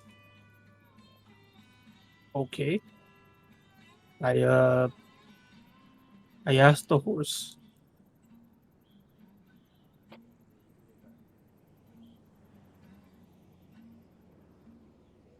About what he was doing. Wait, is the horse with us in this room? That's up to the horse. You need to put a fucking collar on it.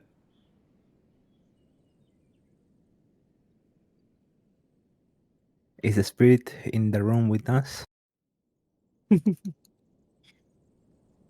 I roll a what's it Is called? the Check. horse? I forgot Can what the the real Slim Shady paranormal. please stand up? What was the paranormal check in Delta Green again? Occult? Yeah, an occult check.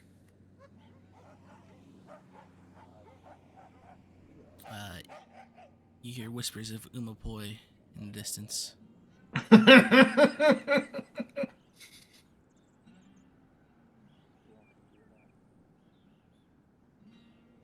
But yeah, that I don't know how to wrangle this horse. It's up to him to be here or not. I am there, yeah. I mean, I don't know where I am in the inn. I don't know where the room is. I assume the bartender tells me where the room is. Yeah, you probably did get where it was from your night there. I think I tried to bring Emperor to the room, I don't know. and he was just like, "No, I'm still I know drinking." where the inn is. I don't know where the room is. I never was in the room. Well, yeah, but it was said to you guys when you purchased it.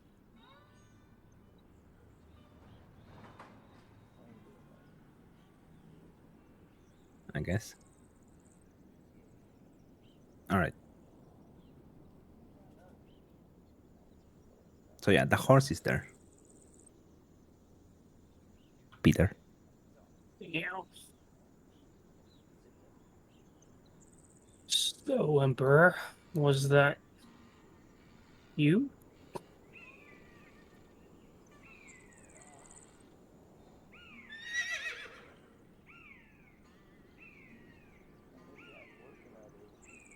Actually, who's in the room with us right now? It's the four of you. Or so, did we get everything we needed? Are we gonna get inside the keep now since everything's getting locked down? That is a good question, and our comrades haven't exactly shown up yet, so we might have to just send it. You saw Mikhail and Cyrus walking by when you were invisible, Gilroy, Oh, while you were T-posing.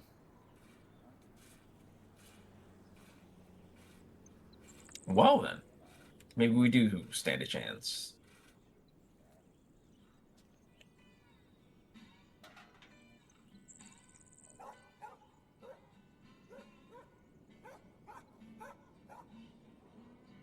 So, how are we gonna deal with this lockdown? Well, I think we just have to wait it out because someone or something was casting magic and leaving rocks everywhere. Do Some we Uma. want to wait? Well, we don't really have a choice, do we? How long could this go for? Hours, days. The days part is a little concerning. Well, nothing we can do about it. Around that time, you'll hear a knock at your door.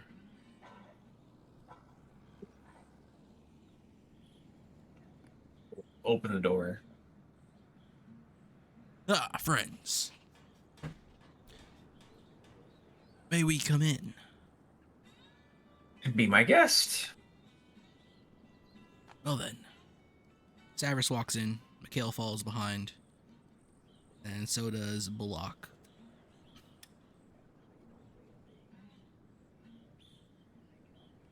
Ah, so it's good to see that you're all here.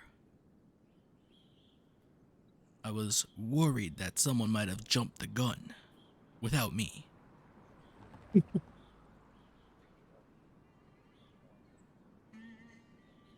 We are all here. We're trying to discuss what to do to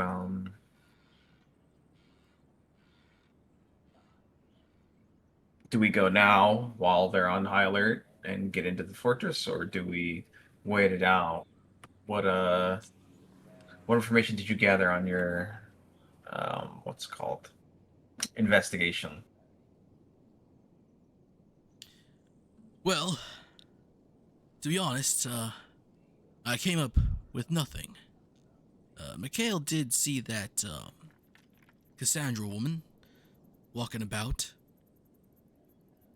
Looks like she's been gathering beastmen for whatever the purpose is here. Block, why don't you tell them what you gathered? Block nods. I had a interesting conversation with the man they call Boris. He is different. Strange. Although I've not one to say that myself, but he is a very guarded individual who has a very specific desire to keep things in the status quo, so to speak.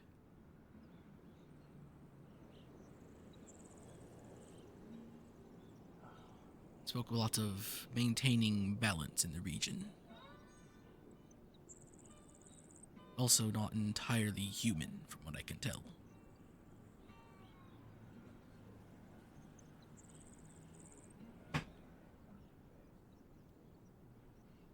Aside from that, I do think another conversation with the man can give us an upper hand if we make our move against Rickard.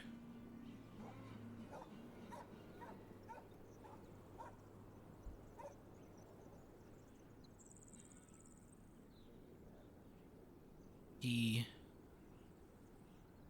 managed to skirt around the conversation for some time, but he did tell me about the teleportation which you spoke of. Any idea how he does it?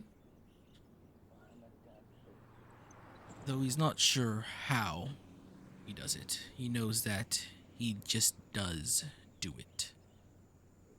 The recipient of the spell is spoken to by ethereal means, and then they are brought to him at their own will.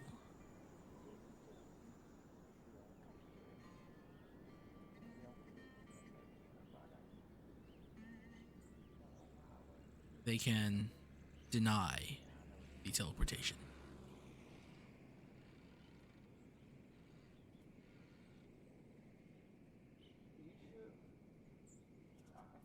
But I'm sure, as you understand, for various reasons, they would heed your Alright, call well- when they need to. While this conversation is going on, I'm gonna bite one of the mattresses. I'm gonna take the straw out, and I'm gonna make a map of the fortress of the keep.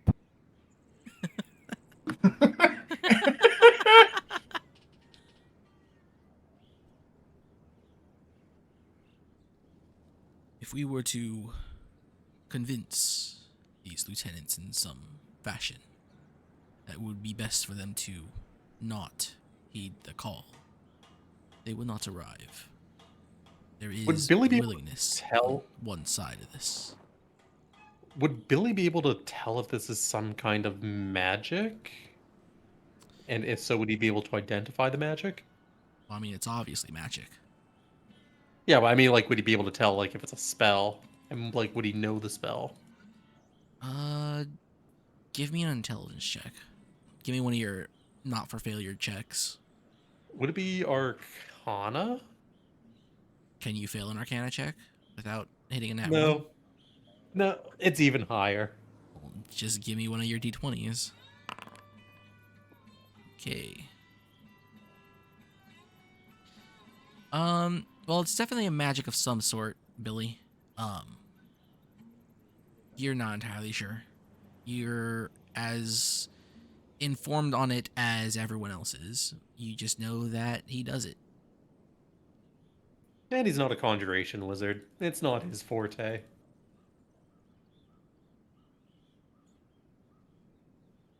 Have any of you gathered more information on the lieutenants? I'll Well, pass on I might information. I might have an in to the keep now. If it What? weren't- Please share what you've learned. Well, who's the person I was talking to earlier? He didn't give you a name. Was it no, Oh, Savris before I went to the keep, right? yes. Maybe. Do you mean the guy that you had to give a talking to, or? No, you're talking to Bullock. no. Bullock. Well, He told you to get in so there and make a distraction so you make could sneak on in. yeah, so I was right by the place that's by the keep, right? Like right underneath it.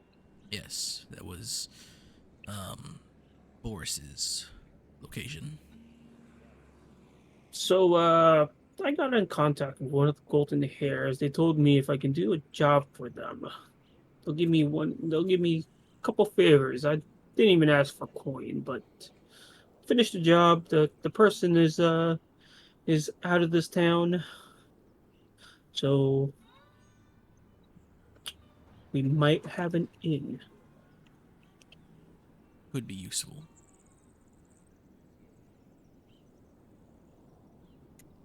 If it is as useful as you believe, we can get in without trouble. Problem is Well, getting the out thing is, they without trouble. trade that building there. It's their information trading building, Yes. so it might be, pretty useful later on. Yes, I spoke to Boris in there shortly after you had broken that vase.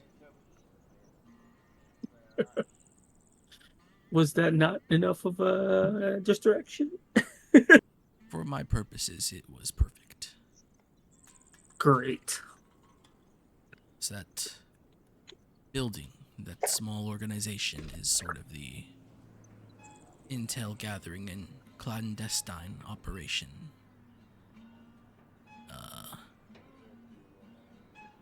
I'm not sure how to describe it. When the Golden Hairs want to learn information, they share useful information in trade there.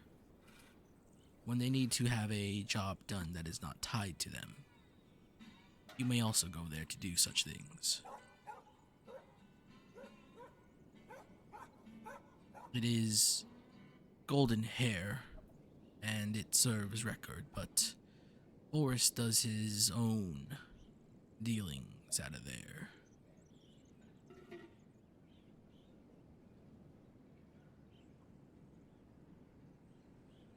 As I said before, I think a friendly conversation with Boris may help us take him out of the fight, should he be called upon to do so. I guess the question now is just, do we want to go now and try and get there during all of this lockdown? That is a good question. At this point, the door will swing open and slam shut, and you'll see Kamea.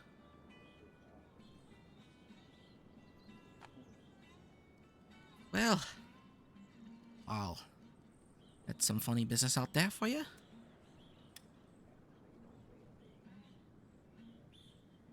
Yup, a whole lot of funny business.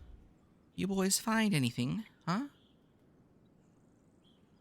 Alright, I have finished drawing my map. We found a lot of things.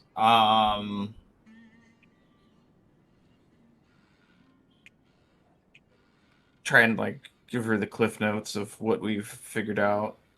Yeah. Well, I don't suggest going out now, if that's the case. Is it that bad out there? There are guards everywhere. And they are all focused around the keep. Not entirely sure that's what we want to be doing right now. Unless, well, I'm sure Savris would enjoy doing that. Savers nods. I will look over at the Emperor to see what he's doing.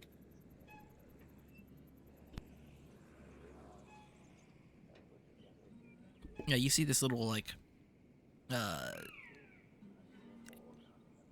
you see this little map structure made of hay on the floor. The I horse will drew a cast- map? Oh no, your allergies. I will cast Word of Radiance on my hoof.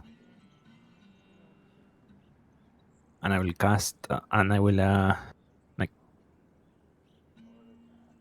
step around the keep with my radiant hoof. And when I step on the keep, I will like dismiss the radiance.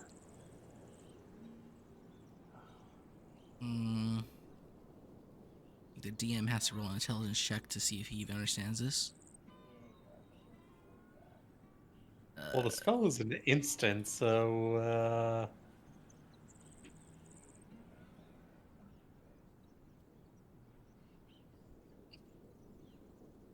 Emperor.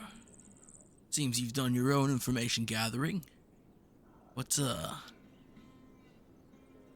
you saying we should be out there as bright as the sun, huh? Can I I shake my head. he's so fucking dumb. would I be able to use my animal handling to understand what the hell Emperor is saying? Sure. Try it. Got it. Damn. It's all I horse think to you. I'm just gonna try and divine it for myself. I think the horse has some kind of spell he's gonna hit the keep with. Maybe some kind of giant sunbeam. And I If I look I around shake the my head room, again. will I be able to see the map he made? do you shake it in affirmative or Yeah. negative? You see In the little negative. hay map on the floor. I point to the hay map on the floor. I do the Word of Radiance again on my hoof. I step around the keep with my hoof, like basically burning. But when I touch the keep itself, the hoof, the radiance goes away. There's divine protection around the keep, but not on the keep.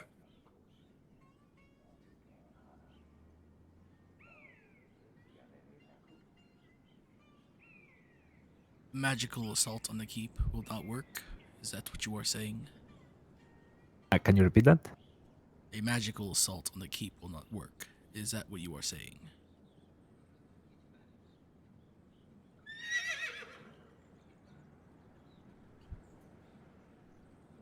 Why not? Intriguing.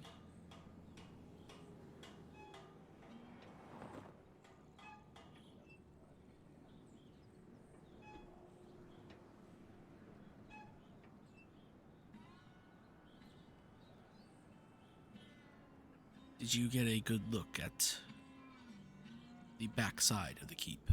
I assume by your map, it is safe to say you did. Why not? Do you know of their defenses? How many men?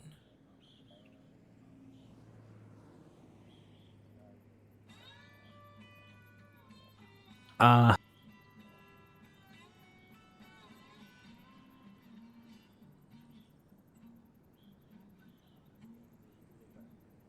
I don't remember how many men, but I will like stomp on the walls of the keep and the ramparts. That's, I would say, where most of them are. The wall is guarded. I will not.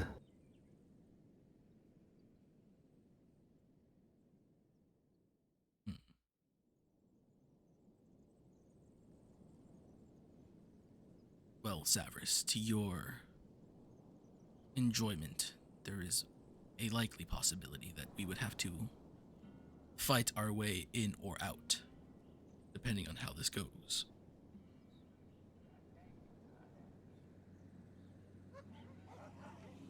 I think either is fine as long as we can get in quickly or get out quickly. Ideally, we get in without a fight and then get out very quickly.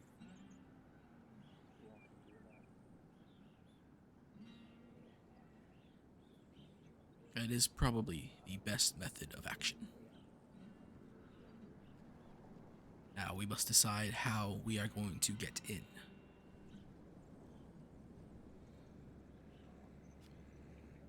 Well, if Kamei is saying not to go out now, I'm pretty confident that now is not the time to go. We have to wait it out. Hopefully, maybe by nightfall, it'll be easier to move around unseen.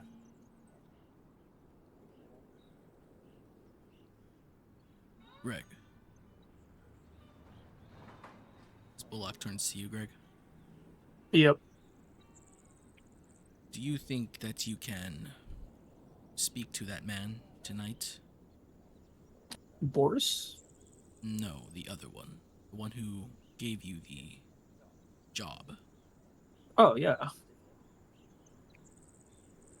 Good. I will accompany What should, you. Okay. And we will lay our case before Boris. If we can get him, at least one of the lieutenants, out of the fight, that should increase our odds greatly of not turning this mission into a catastrophe.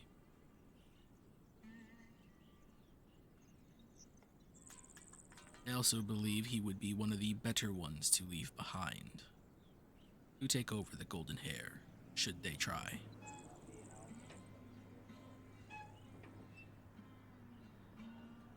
I nod my head in agreement.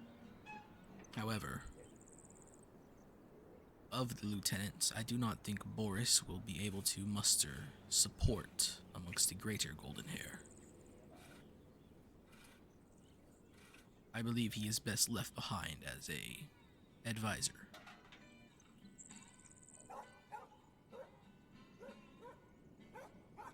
Wait, is that the one that drinks blood? No. Okay. That would be Warren. Okay.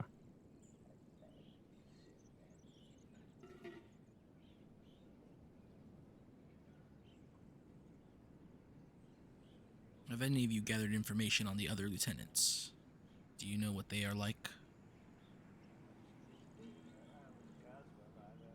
Nope.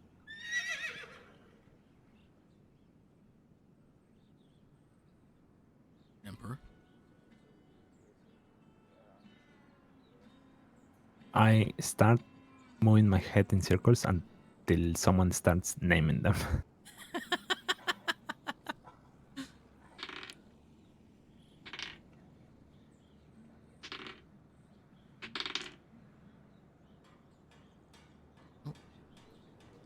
Glad Balak has the high intelligence because he doesn't need it with his rolls.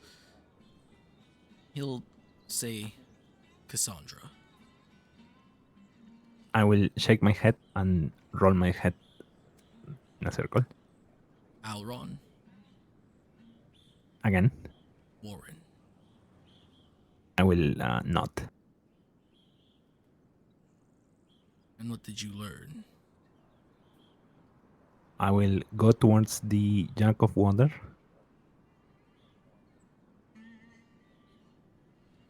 And drink from it. Then I will take the knife or something like that, if there's something like that in here. You can find something sharp.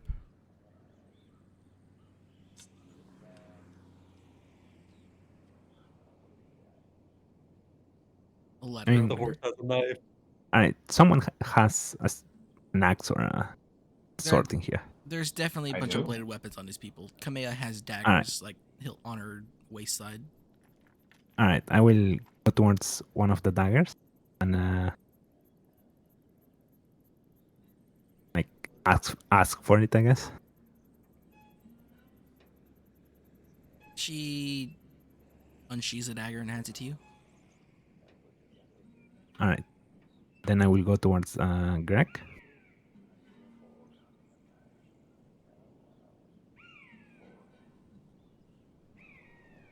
And I will put the dagger in his hands.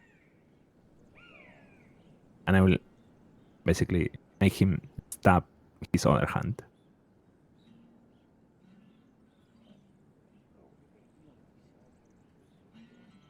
Very carefully. Pushing both hands together.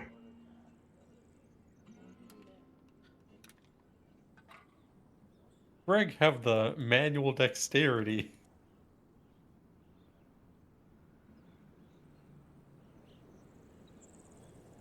Warren drinks blood.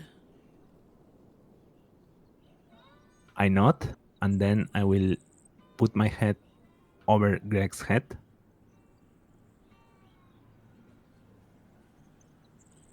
Yep. There's now a horse on top of me.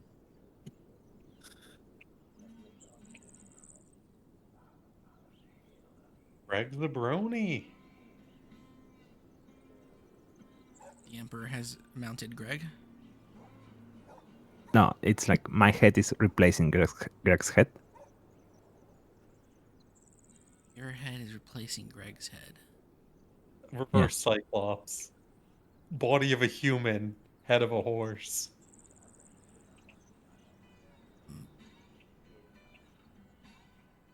I am not understanding. As he looks around to everybody else, Savras has this sort of like squinty-eyed, like nodding of his head, like yes, I see. Mikhail stares blankly at what's going on. What do you see? The man's a werehorse. Obviously. A werehorse? You That's a thing? who feeds upon the blood of holy men, apparently. I will try Full again, moons in but the this future. time I will put my head over Kilroy.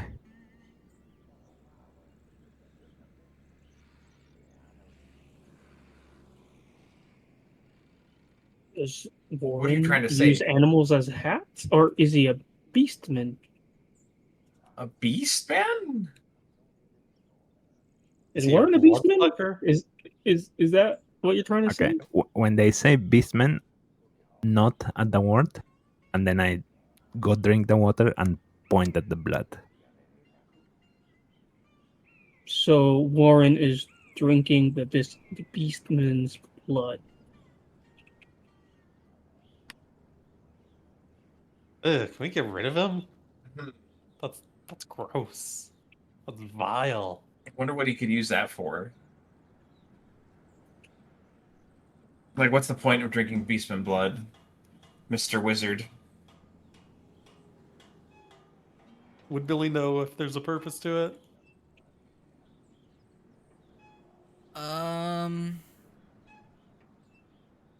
No. If yes or no, has Billy been to the Strife Lands at all? Nope. Has no real idea. It sounds strange, especially because in the Meadowlands, beastmen are considered a plague. Yeah, it means he's a sick fuck that gets off on drinking the blood of beastmen. All right, now I ask for a golden pawn. What? For a piece of gold. How? How do we know the horse is asking for gold? I don't know, I touch a gold pouch. I will give Emperor a pawn. All right, now I go to Greg, I give him the gold, and I basically ask him for the blood.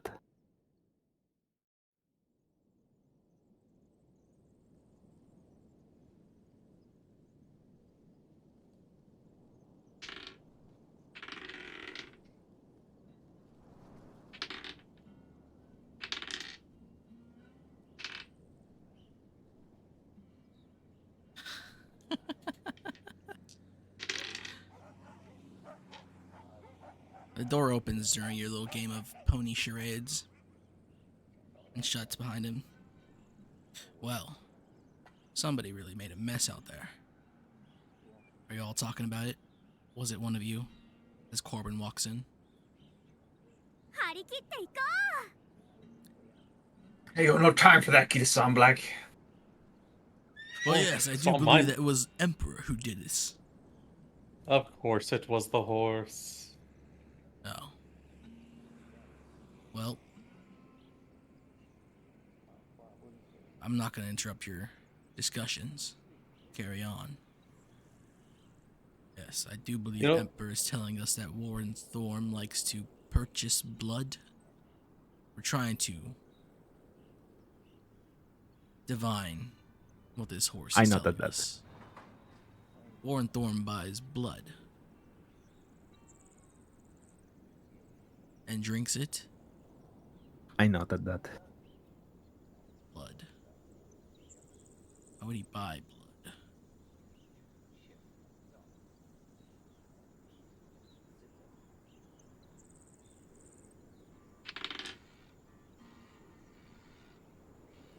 Kamea pipes up. Horsey, do you mean to say that he buys an herb that is called blood?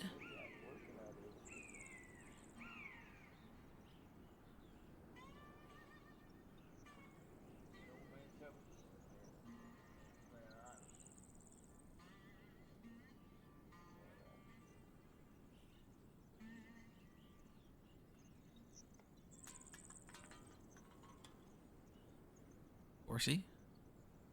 You know what? I don't know. Because it was referred to as tea, so it might be. Hmm.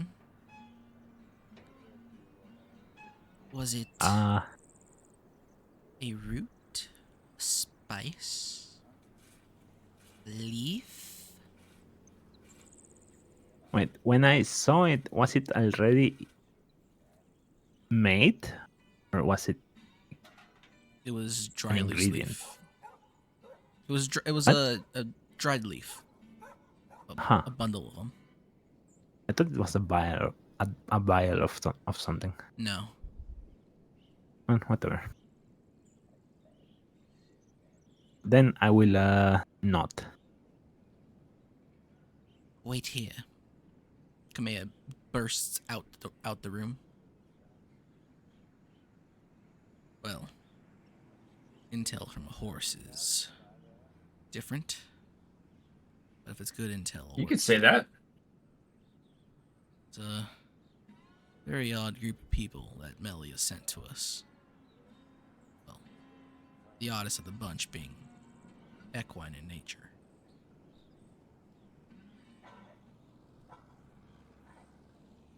Kamea returns, and she has with her a bag, like a rucksack. She starts pulling out a bunch of boxes and vials and glasses. The vials are all full to the brim with some sort of liquid. She pushes aside a couple boxes. She opens a box. Was it this? And you'll see, like, kind of looks like cinnamon, but not completely ground into powder. It's still barky. Is it that? No. So that's not what I saw. You don't think so? Okay, then I will snort and shake my head. So it's not the blood of the Lin. Okay, what about this? She pulls out another box, opens it, and you see a purplish black plant of some sort. Feathers, or not feathers, petals. Was it this? Was it? This time I'm going to ask for an intelligence check.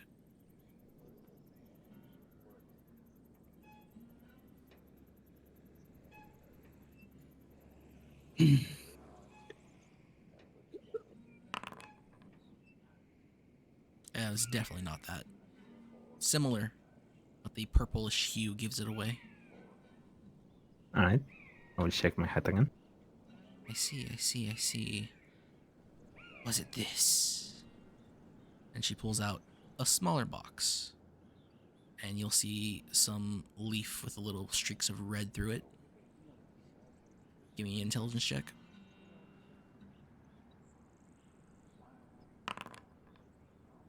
That was it.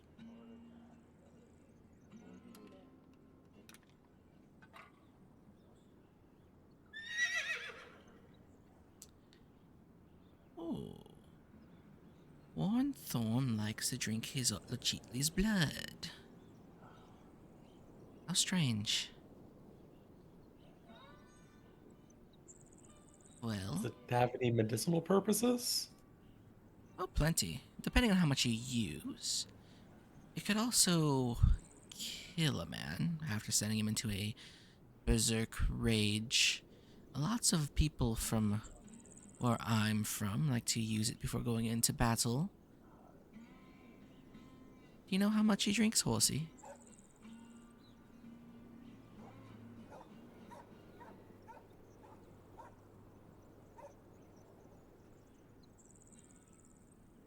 Do I remember how much Faraday said he drinks? Faraday said he drinks it a lot. Like, before heading out, before going anywhere, at camp, when he wakes up. I use not. Do you know where he acquired this? I not. Okay. When the lockdown is over, you and me will go pay a visit to this man, okay? And she sort of, she pats you on your nose area.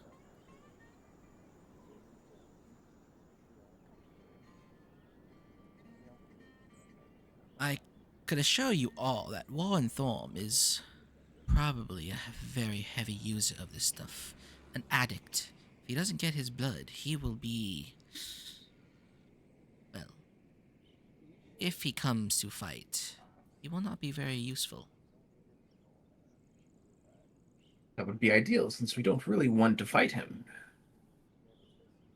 We're here to decap this organization, not really destroy the organization. So then that would be 2 lieutenants. I don't know much about Correct. Alaron. I don't know much about Cassandra. I think for Alaron, he has a warehouse full of gold not far from the fort. If we set it on fire, he'd be too distracted to respond to his master's call.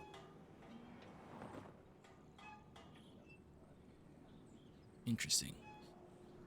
Billy, you did say that Alaron is a man who loves coin, correct? Yes, I did.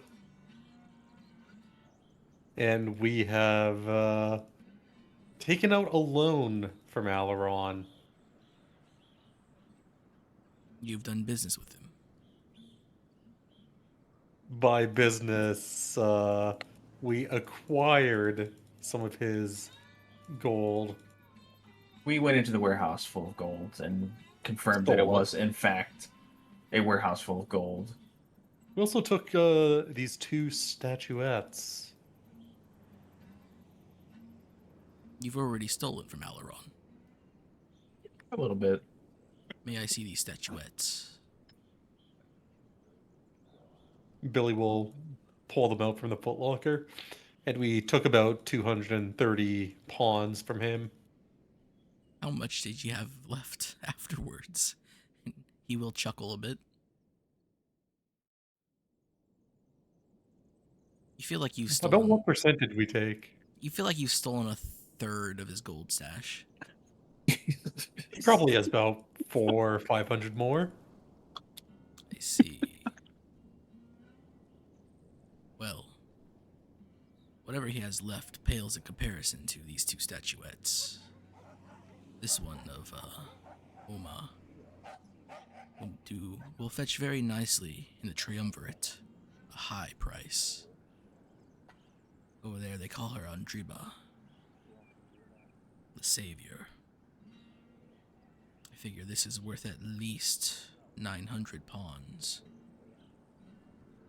And this one, Now, for us, how much is 900 worth? a lot. Like, Oh, is it like, holy shit, I just won the lottery a lot, or is it just really nice bonus? you won the lottery. Oh shit. As like Oh, that's as a a lot bunch of of magic. wayward travelers slash freedom fighter terrorists, you've won the lottery. And then this one, Area the Destroyer, made of, I believe this is Mara's gift. That is correct. I don't know how much it would be worth in Lune Tavam or in the Triumvirate. The Galatians might be happy to receive this as a piece of history, at least.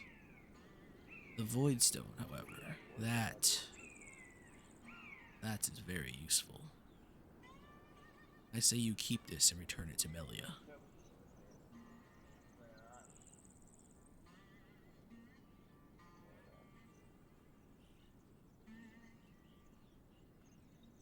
That is if you plan on returning to her after the fight.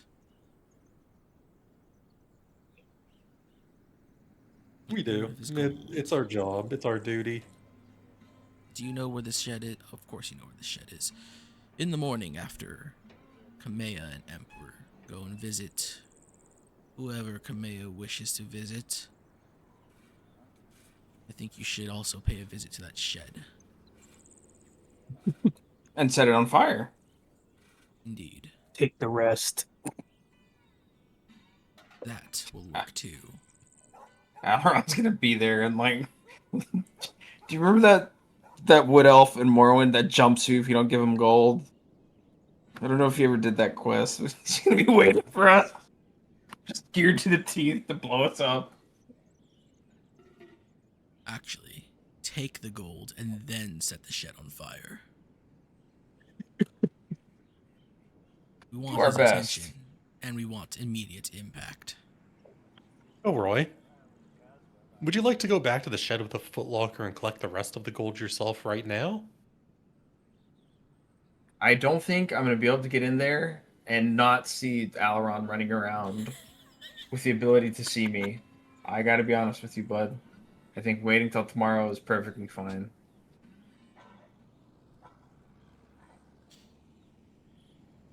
If we do all this in the morning, maybe we should bump our meeting with Boris and your contact until the morning as well, Greg. And once we are done, So, we can meet up will here we- again. will we start all this at the same time? That would be for the best. We would not want any distance between our actions. Then we will meet up here and then head towards the keep. And we will do away with record.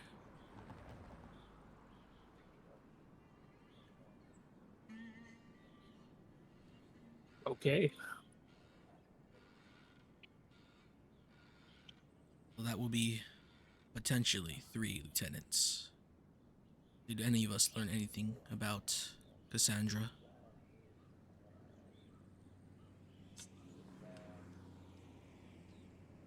I didn't learn anything. No, but I did learn that there are no magical wards on the exterior of the castle in any capacity. So, doesn't seem like there's any divination magics to worry about. That's one less problem to think of. Corbin will pipe up. The only thing I learned about her is that she has, most of her business dealings are with either the soldiers or the beastmen. Can't really read her. She's a difficult one.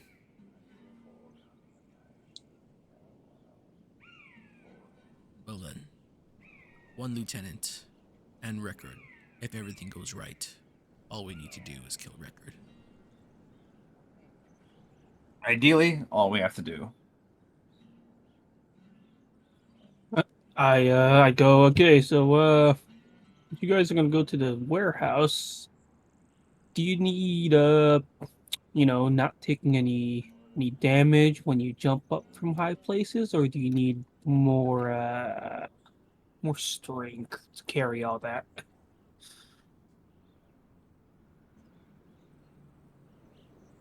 Strength would be nice. So if I use enhance ability on these two, because it says here if I cast that at spell slot 3, I can pick both Gilroy and Billy to get enhanced abilities. Would I still need to be with them, or does the effects last for like that whole hour? It lasts for that whole hour as long as you're concentrating on it. So as long as you don't lose concentration, they'll have it. Got it. And what would constitute me losing concentration? Like if I'm willfully letting it go, casting another concentration spell, or taking damage and failing your concentration check. Do you have deep concentration of the feet? no. Okay, then yeah, you Well, can't double. because me and what's his name, Savras, are going to speak with boys, so that's not really going to affect anything if we're just talking, right? Yeah, unless a fight breaks out. Okay.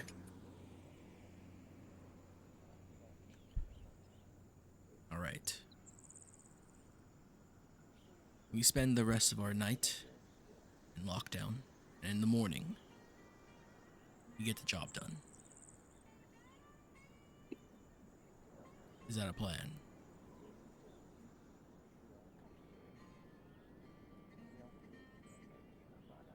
He looks to the Fang and Claw. They all nod in agreement. He looks to the 4 of you. I know. Sounds good to me. All right then. Till tomorrow. Bullock heads towards the door.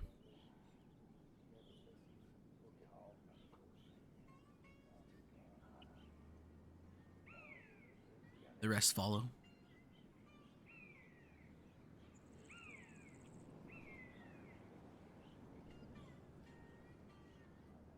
Right? Plan has been set. You guys waiting around here. The lockdown ends sometime around 8 p.m. How many hours is that? I want to say it started just before noon. So short rest? Uh, yeah, I guess.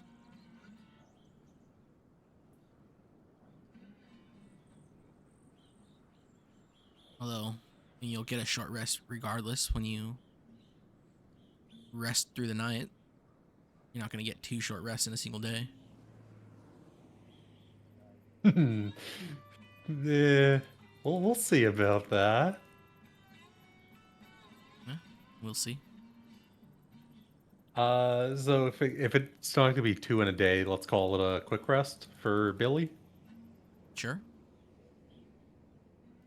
Okay, and what would I guess there really is no way for me to fail an evocation, is there? How would you fail? By rolling a 1. Well, if you got to roll it.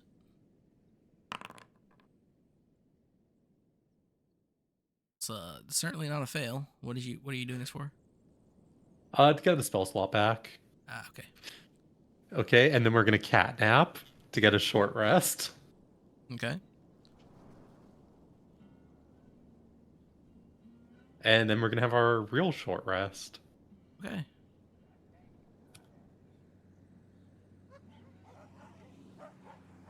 So I imagine you get all your spells back. No, I get 1 spell slot plus spells equal to 8 levels worth. So I'm gonna recover that one. I'm gonna recover a 4th level.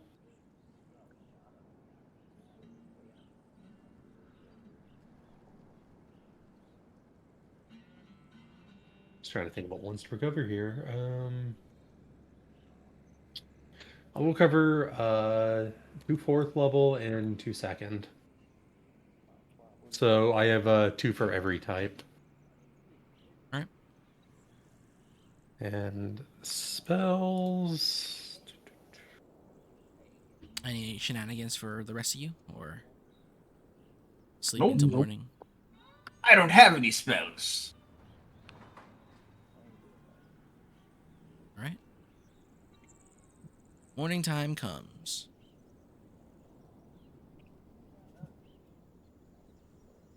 You've all had a short rest.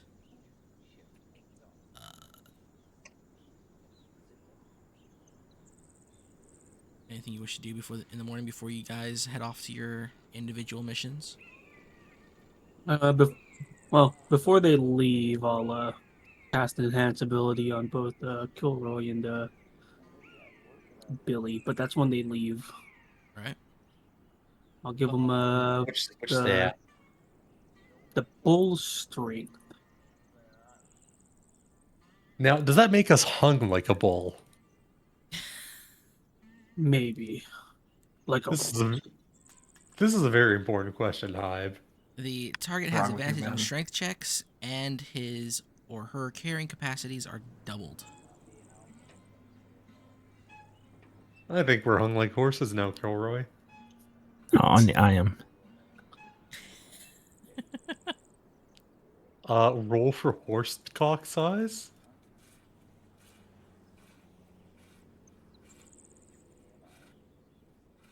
I have a horse cock.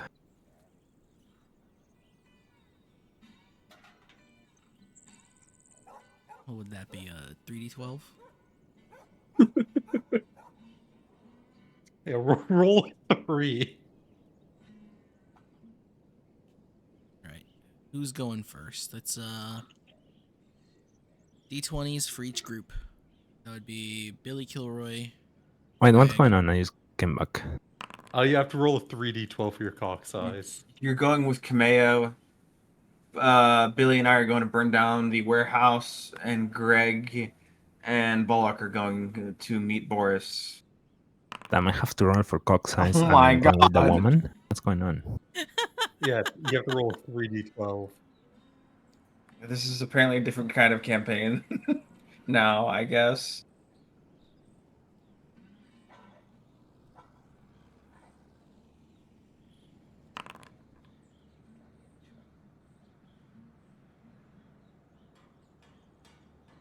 Well, 17 inches. That's average for horses.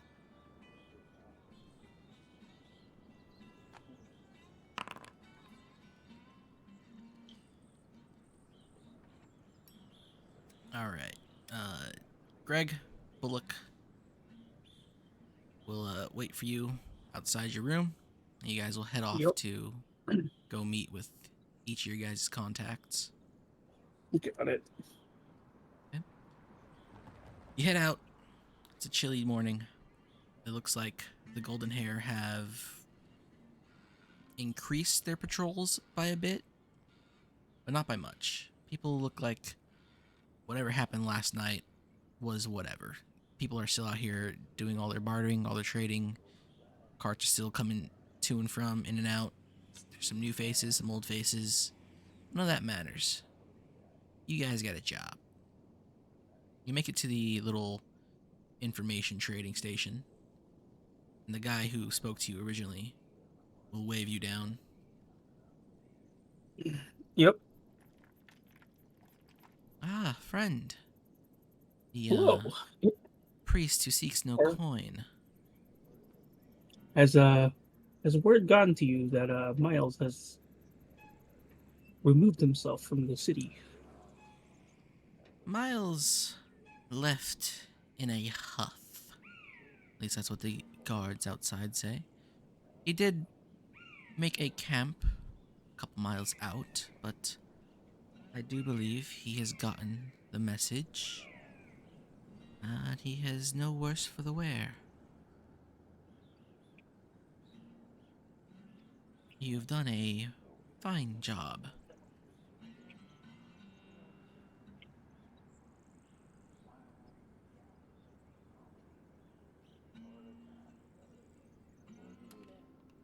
Oh, and I see you brought our new friend as well, Mr. Bullock, is that correct? Bullock nods. Good. My Master Boris would like to speak to both of you. If you would just come this way. I nod. He'll lead you inside the room. Inside the building. He'll take you up the stairs. He'll knock on a door.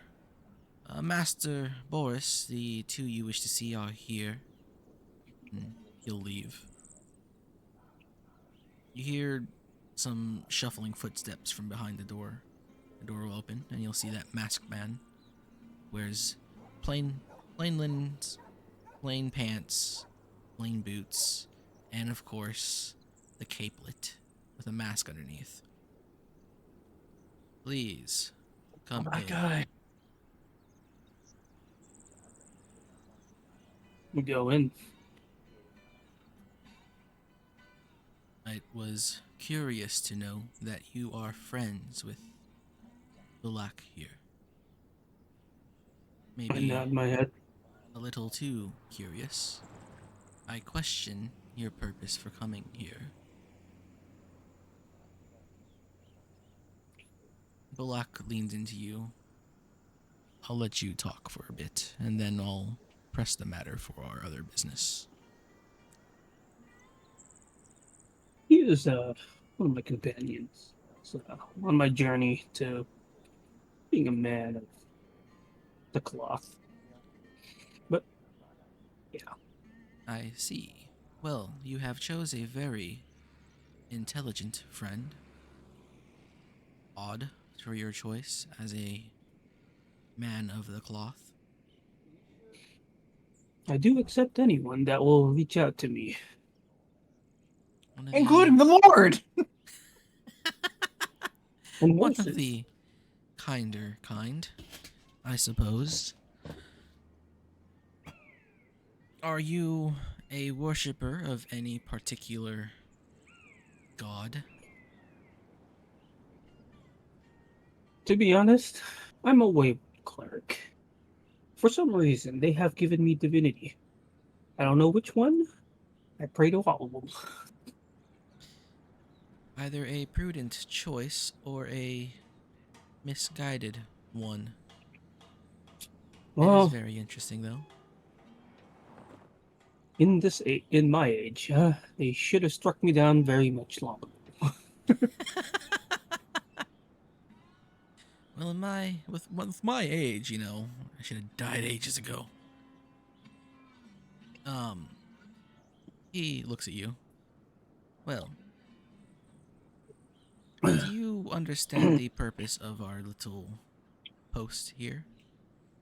The one that you stand within now, not the greater golden hair post. Oh, yes. After some of your workers here has told me what this place is there anything that you wish for? Or I pretty much asked for no coin. I was wandering around and they came up to me. Yes. Well, someone of your skills could be quite useful to us here. The men that I have at my disposal, they do a particular job. Not one for the golden hair, but for the greater region. Do you know of the tensions that exist between the Lune Tavam, the Triumvirate, and the Midlands?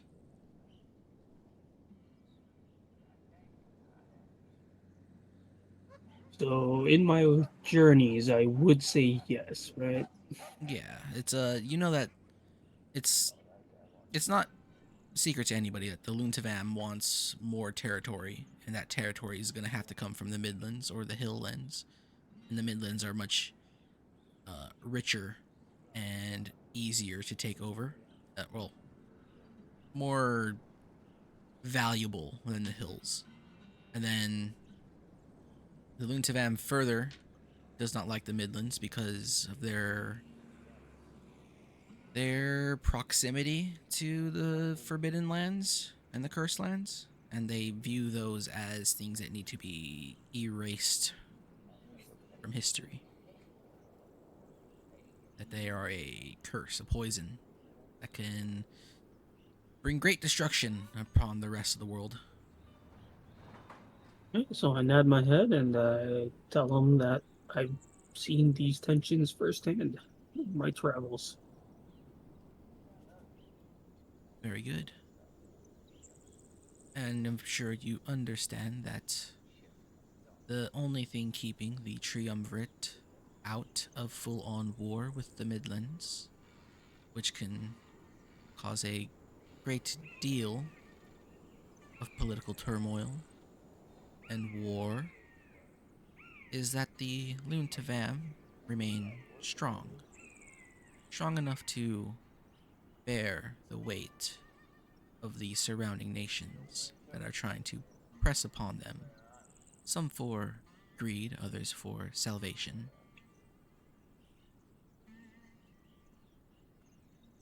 The Golden Hair, the trading company itself, has acted as mercenaries in various battles, always for the promise of coin.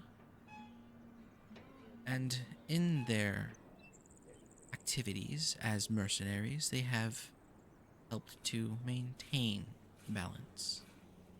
They are a very important part of the region.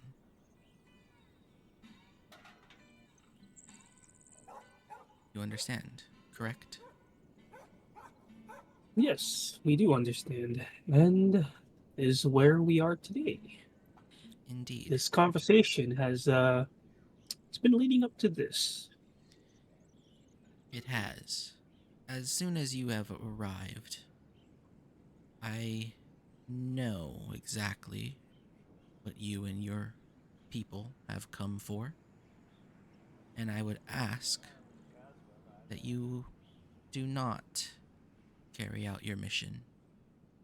If the Golden Hair were to fall, then people from the Strifelands would pour in to Luntavam. The Triumvirate would pour into Luntavam. The Fjordlanders might get brave, and instead of focusing their ires on each other, would try to take stake in Luntavam.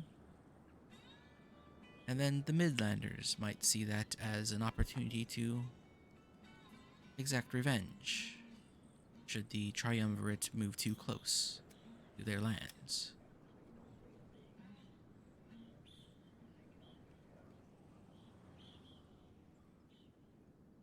But I assume, despite what I have just said, you wish to carry forth with killing Rekard Dragonsbane?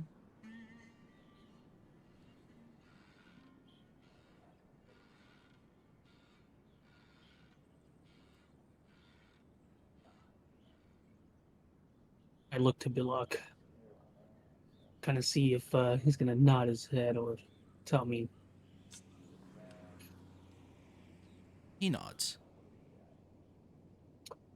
You are correct. Our mission is to do that itself. We are trying not to destroy the Golden Hair itself, but try to restructure it, per se. A restructuring could be fruitful to carry on the Golden Hair. It will need a leader, and while I am responsible for most of the decisions made in terms of war and trade. That leader is not myself.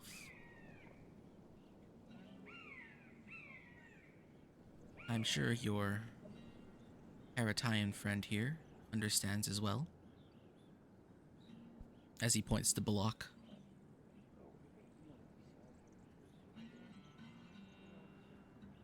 For the same purposes why he himself cannot be a leader amongst your kind.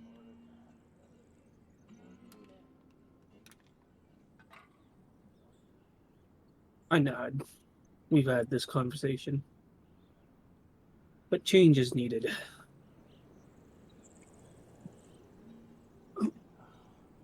When you decide to assault Rekard, can you promise that only Rekard will die? If soldiers were to get caught in the midst of your battle, should be fine. There are plenty golden-haired soldiers here. Losing a couple dozen will not hurt us too much.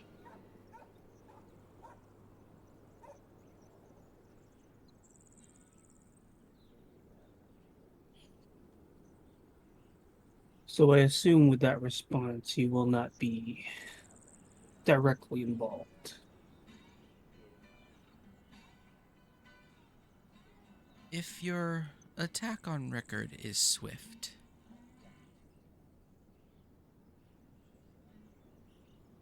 I will not join his side. If the promise that only Rekard dies. If you were to kill his other lieutenants, I will of course have to arrive. Well, if you harm his other lieutenants too much, they would question me not arriving at all. And my station amongst them is not that great.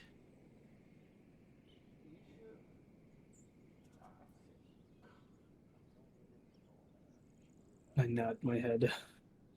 I can allow you 5 minutes. Once the attack begins, I can stay away for only 5 minutes. When Rekard is dead, I will know, as will his lieutenants. So you need not worry about me showing 7 up minutes. during your 7 escape. minutes is all I can spare to play with you. No, you needed to bring the Frieza voice out. Sorry. Yeah, 5 minutes, Monkeys! monkeys. Oh damn it! I have to listen to the song now.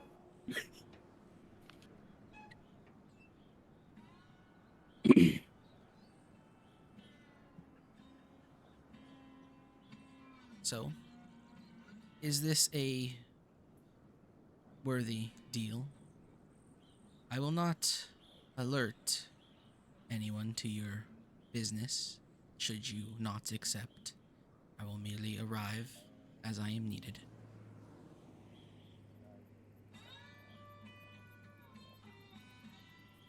Well, this is a house of information, and we have traded information with you with our goals. I would say this would be up to the luck. For me, I would say this is a good deal. We can avoid as much bloodshed as possible. Good. Bullock, I'm sure you accept these terms. Bullock will turn towards Boris, and he will bow his head. Fine. When you make your escape, take the northern gate. I will see to it that it is less guarded once the combat begins. Now, I do believe it is customary to shake hands. He extends his hand towards you, Greg. I shake his hand. He shakes your hand, and you feel a cold, clammy hand that twitches a little. He turns to Balak. Balak extends his hand and shakes as well.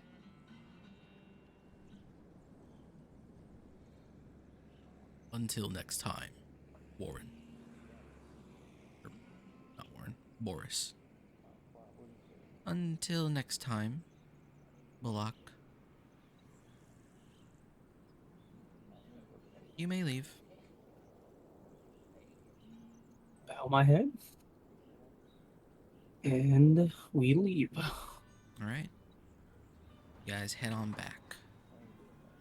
Next up, we got Emperor.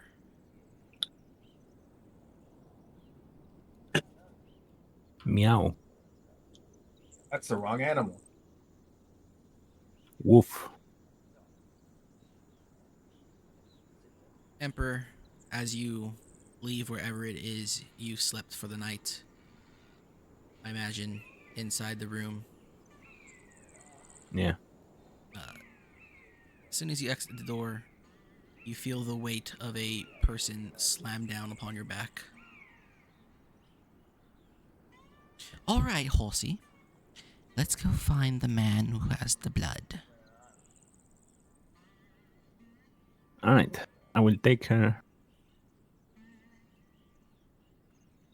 Well, I will first go to the fucking keep and then to the merchant because that's how I fucking remember the way. Okay.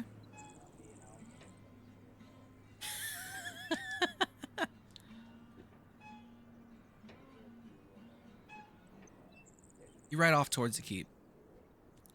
And once you get there, you're like, oh yes, it was that away. But as you do, a couple of golden hairs walk up and call out to you, hey, is that your horse? And Kamea looks in their direction. No. Go on, ride. I will continue galloping. They stand there confused, very obviously seeing the absolute cooperation of this horse with a strange rider. You continue to ride off to where you remember the stall was, where the man was. And you'll see him off in the distance. He's leaning against his stall from the outside, hands crossed. Every once in a while, he grabs a little pocket watch out of his shirt vest, takes a look at it, and stares off in the distance as if he's waiting for something. Yep. I get there. I point at the guy. Is that the man? I nod. Do you remember how much money the goods were? I think it was 4 pounds. Yes. Alright, I will stomp 4 times. Gold or silver?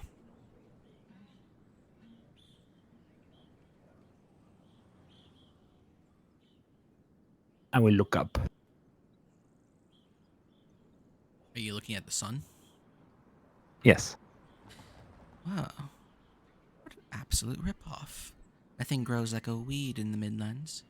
Yukazan is covered in it. Well, let's see. What do we do about this man? Horsey, could you maybe go and cause a bit of a ruckus?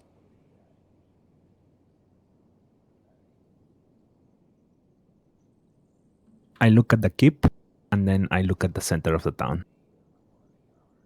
And then I look at her question in a questioning manner.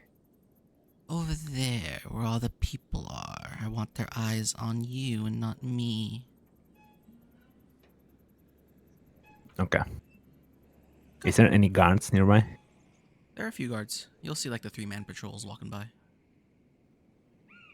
Alright, I will go near a guard.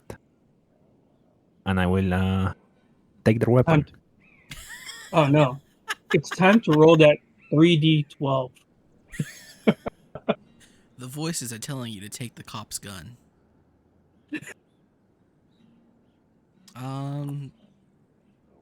Sure. I'd say he's surprised. You snap at his sword on that's hanging off his hilt. It's hanging off his waist side. What do you do Yep, from and there? I will just start running around with it. Thief! Wait, the horse, the horse thief, thieving horse. And the guard will chase after you. The two other guards will laugh, and they'll stop, and then they'll chase after you as well.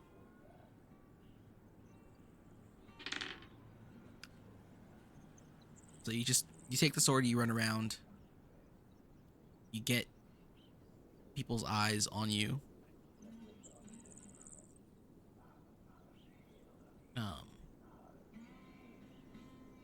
How long do you go about doing this? I don't know, about 2-3 minutes. And then I will just drop the weapon and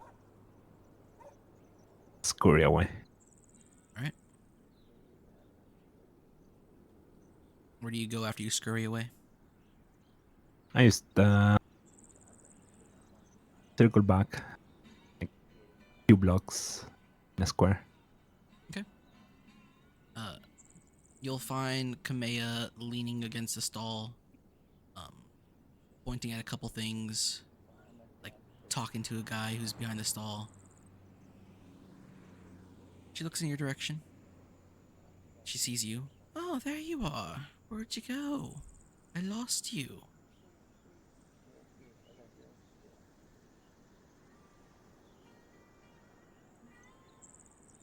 And she looks at the person at the stall. I'm sorry, these wares are much too low quality for my liking. Good luck next time. And she'll hop on. She'll hop on your back. Alright. Home.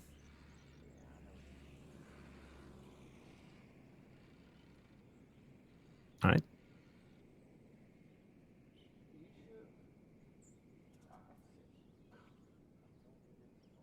Well, I didn't expect you to steal a man's sword, but that was very good of you.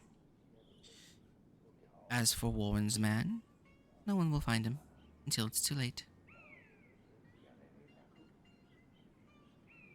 Good job, horsey. You feel a hand pat your neck.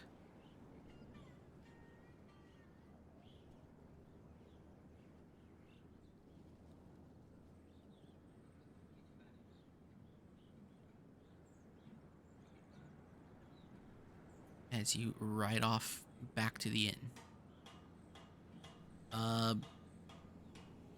Billy and Kilroy. Or Killy. We really no. Yeah, it's Killy. It's just no. We're not. It's we're not either doing that. Killy or Kill Bill. Wait, Kill Bill's actually sick. To stop. Kill Bill. You guys are heading off to the shed.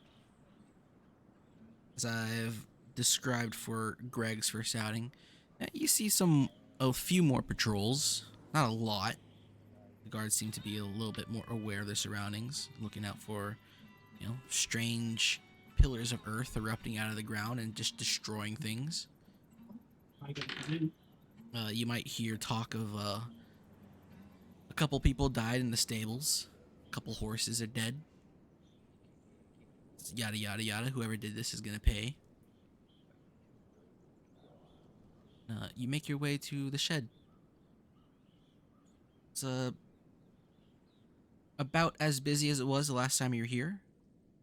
No one's really paying much attention to it. This is just where, they might store equipment that they use, or this might just be places where they store their equipment before they set up shop, and once they set up shop, they don't have much use for these sheds. After you? I will head in. Yeah. Assuming it's open. It is. You get in, and it is just as you left it. Whether the chests were left open, or they were shut, or if there was coin lying around, it's like no one's come here since last night. I believe it's time for us to get a bit richer. It's time to grab all the gold and start a fire. All right. You grab all the coin you can, and then you start a fire. I imagine Billy the Wizard has a means to just start a fire. If we have something that we can sort of light like a candle, yes. You don't have firebolt? No, I have elementalism. That's right. I took something fun. Sure. Fine. He didn't take bonfire. Bro. No bonfire, no firebolt, no banned spell name here. You get the coin. You get the rest of the two-thirds that you left behind, and you start a fire. The shed is starting to burn, assumingly from the inside first. Unless, of course, you want to start from the outside first, go ahead. No, that's too obvious. Right? You start the fire. You head out. Yep. Okay. With our lovely, well-earned gains. Okay. And you walk off, clinking as you did last time. I imagine you took a chest or something. Remember that was mentioned? Yeah, we took a chest. Yeah, we took a footlocker from the room. Okay.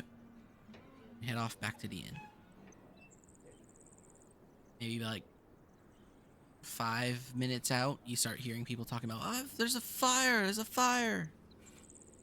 You'll hear whistles, but no bells. Oh no, a fire. That's just terrible.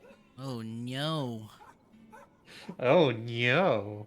Not a fire, a little bitty burny worny.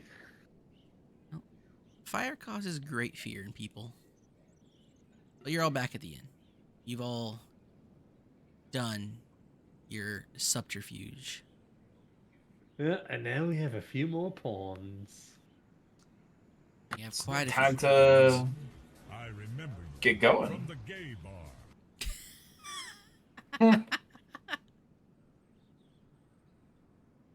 All right. So, why don't we establish this now? How are you guys planning to attack the keep?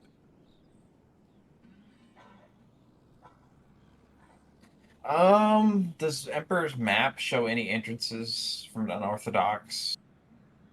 As far as you can tell, as far as Emperor could tell, there is only one entrance, and that was the front. I guess it has to be a frontal assault then. Yeah. I don't know about any Epstein tunnels in there. I know at least half of you have seen the walls. They're about 3 stories high. Unless you figure a way to climb those. I have a way to climb those. Yes. It's time to Spider climb? digi-evolve into a Pegasus. Wait a fucking minute. We could do that.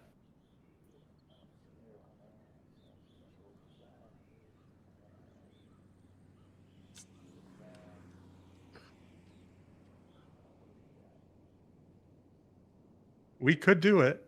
We could have Emperor become a Pegasus. Okay. So you're gonna cast Fly on the Horse? Emperor, what do you say to becoming a flying horse and flying everyone up and above the main entrance? I shake my head. I'll take that as a yes.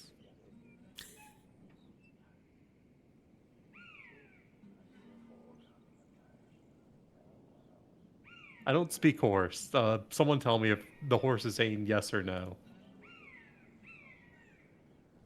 I will bite his hair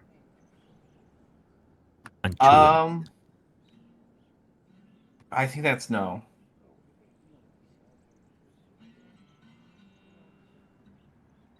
Pretty sure that's no. Doesn't every horse long to become a flying horse? No, I don't think so.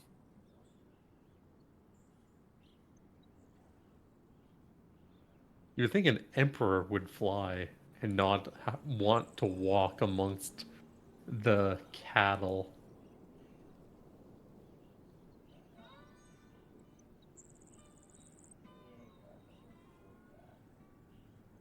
Why does it sound like a sprinkler? Sprinkler? Yeah, the sound that was playing, it had like a sprinkler-ish kind of sound. Like the ones that like go left to right and then they like reset. Sound like a Kind of have that. chirping bird just chirping wrong. No, I mean it's chirping now. Maybe I'm on. No, like it was a different- sprinkle for a bit. Yeah.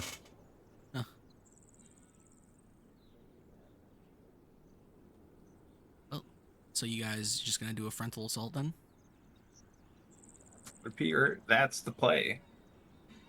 Okie dokie. Well, we'll do that assault next week. Well, surely we'll end this campaign. Dead or alive. Right on time. Yeah, because the week after is Ramadan. Indeed. All right. So, you guys did your subterfuge. You've, let's see, gotten a lieutenant out of the fight for 5 minutes. You got potentially 2 other lieutenants out of the fight. So you only have to worry about one who might kill you while you're fighting a record. No, I got the woman. You know? White woman moment. Stand back. This is Emperor's fight. He's finally gonna roll that 3d12. Oh, he did roll. He got like 14. 17. Emperor face squares off against Cassius or Cassandra's Maius. Whatever her name is. And then some Flop. Just a flopping noise.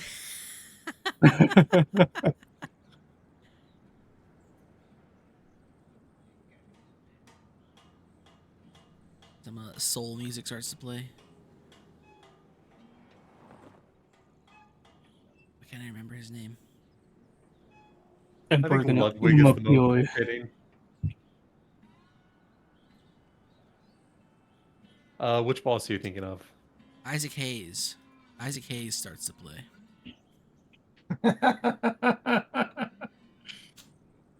Good old chef.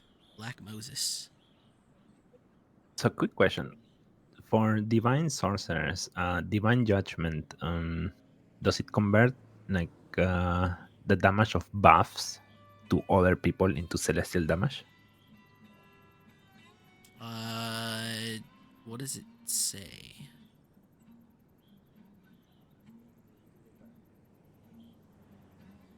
You have celestial damage at level 8? I mean, it's a flexible, Ooh, so yes. I might have overlooked that. Let's see, it was divine conversion, elemental and divine powers. Oh, it's 6. No, it's divine judgment. Divine judgment. Ooh.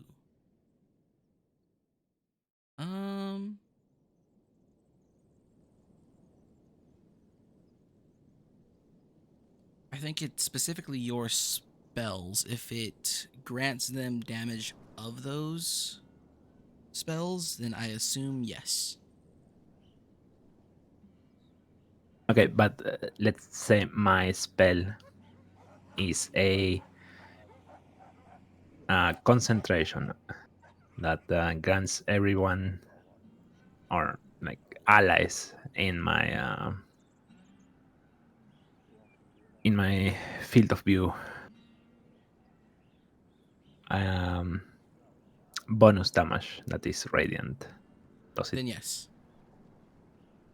That becomes celestial then, right? Yes. Okay. In Messiah horse. Literally, the power of Jesus is with you. All right. Are we all gonna be here next week on the 12th? Yeah. Yeah. York. Cool. Then Ramadan, and then real campaign the day the week Ramadan ends. Sometime after it. Surely. Doesn't have to be the week it ends. Session 0, the week it ends. Yeah. All right. All right.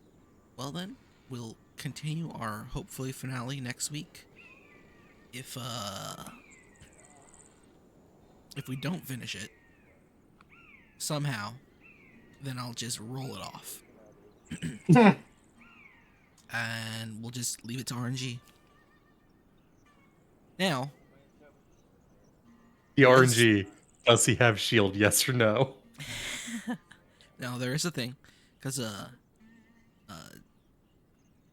my boys over at Unfortunate Ones are also playing a game here at the exact same time frame. So I want this one to end next week because I'm pretty sure theirs is going to end on Monday. That way I could just have a nice little mix of things happening. I I will haven't say, checked it because of the name. Is there AD&D the same as this, just in AD&D? Or is it different? we're playing AD&D with AD&D rules and classes here in this setting. Okay. I just want to make sure because I haven't watched it because the name of the AD&D made me think it was this thing. It's Midland Caravan, yeah. Yeah. Yeah, But they used it as Session 0, so But the session 1 should be out today. Yeah, it is. yeah, I mean, Yeah. oh, it's today. I haven't seen it yet. If they, I mean, I haven't seen it because I don't want to spoil myself. yeah, well, you should. I mean, it's not going to spoil this game. You can still watch it. You never know. I will spoiler that you saw them riding off in the distance, but nobody made a perception check to see them. So there's that. All right, turning this off.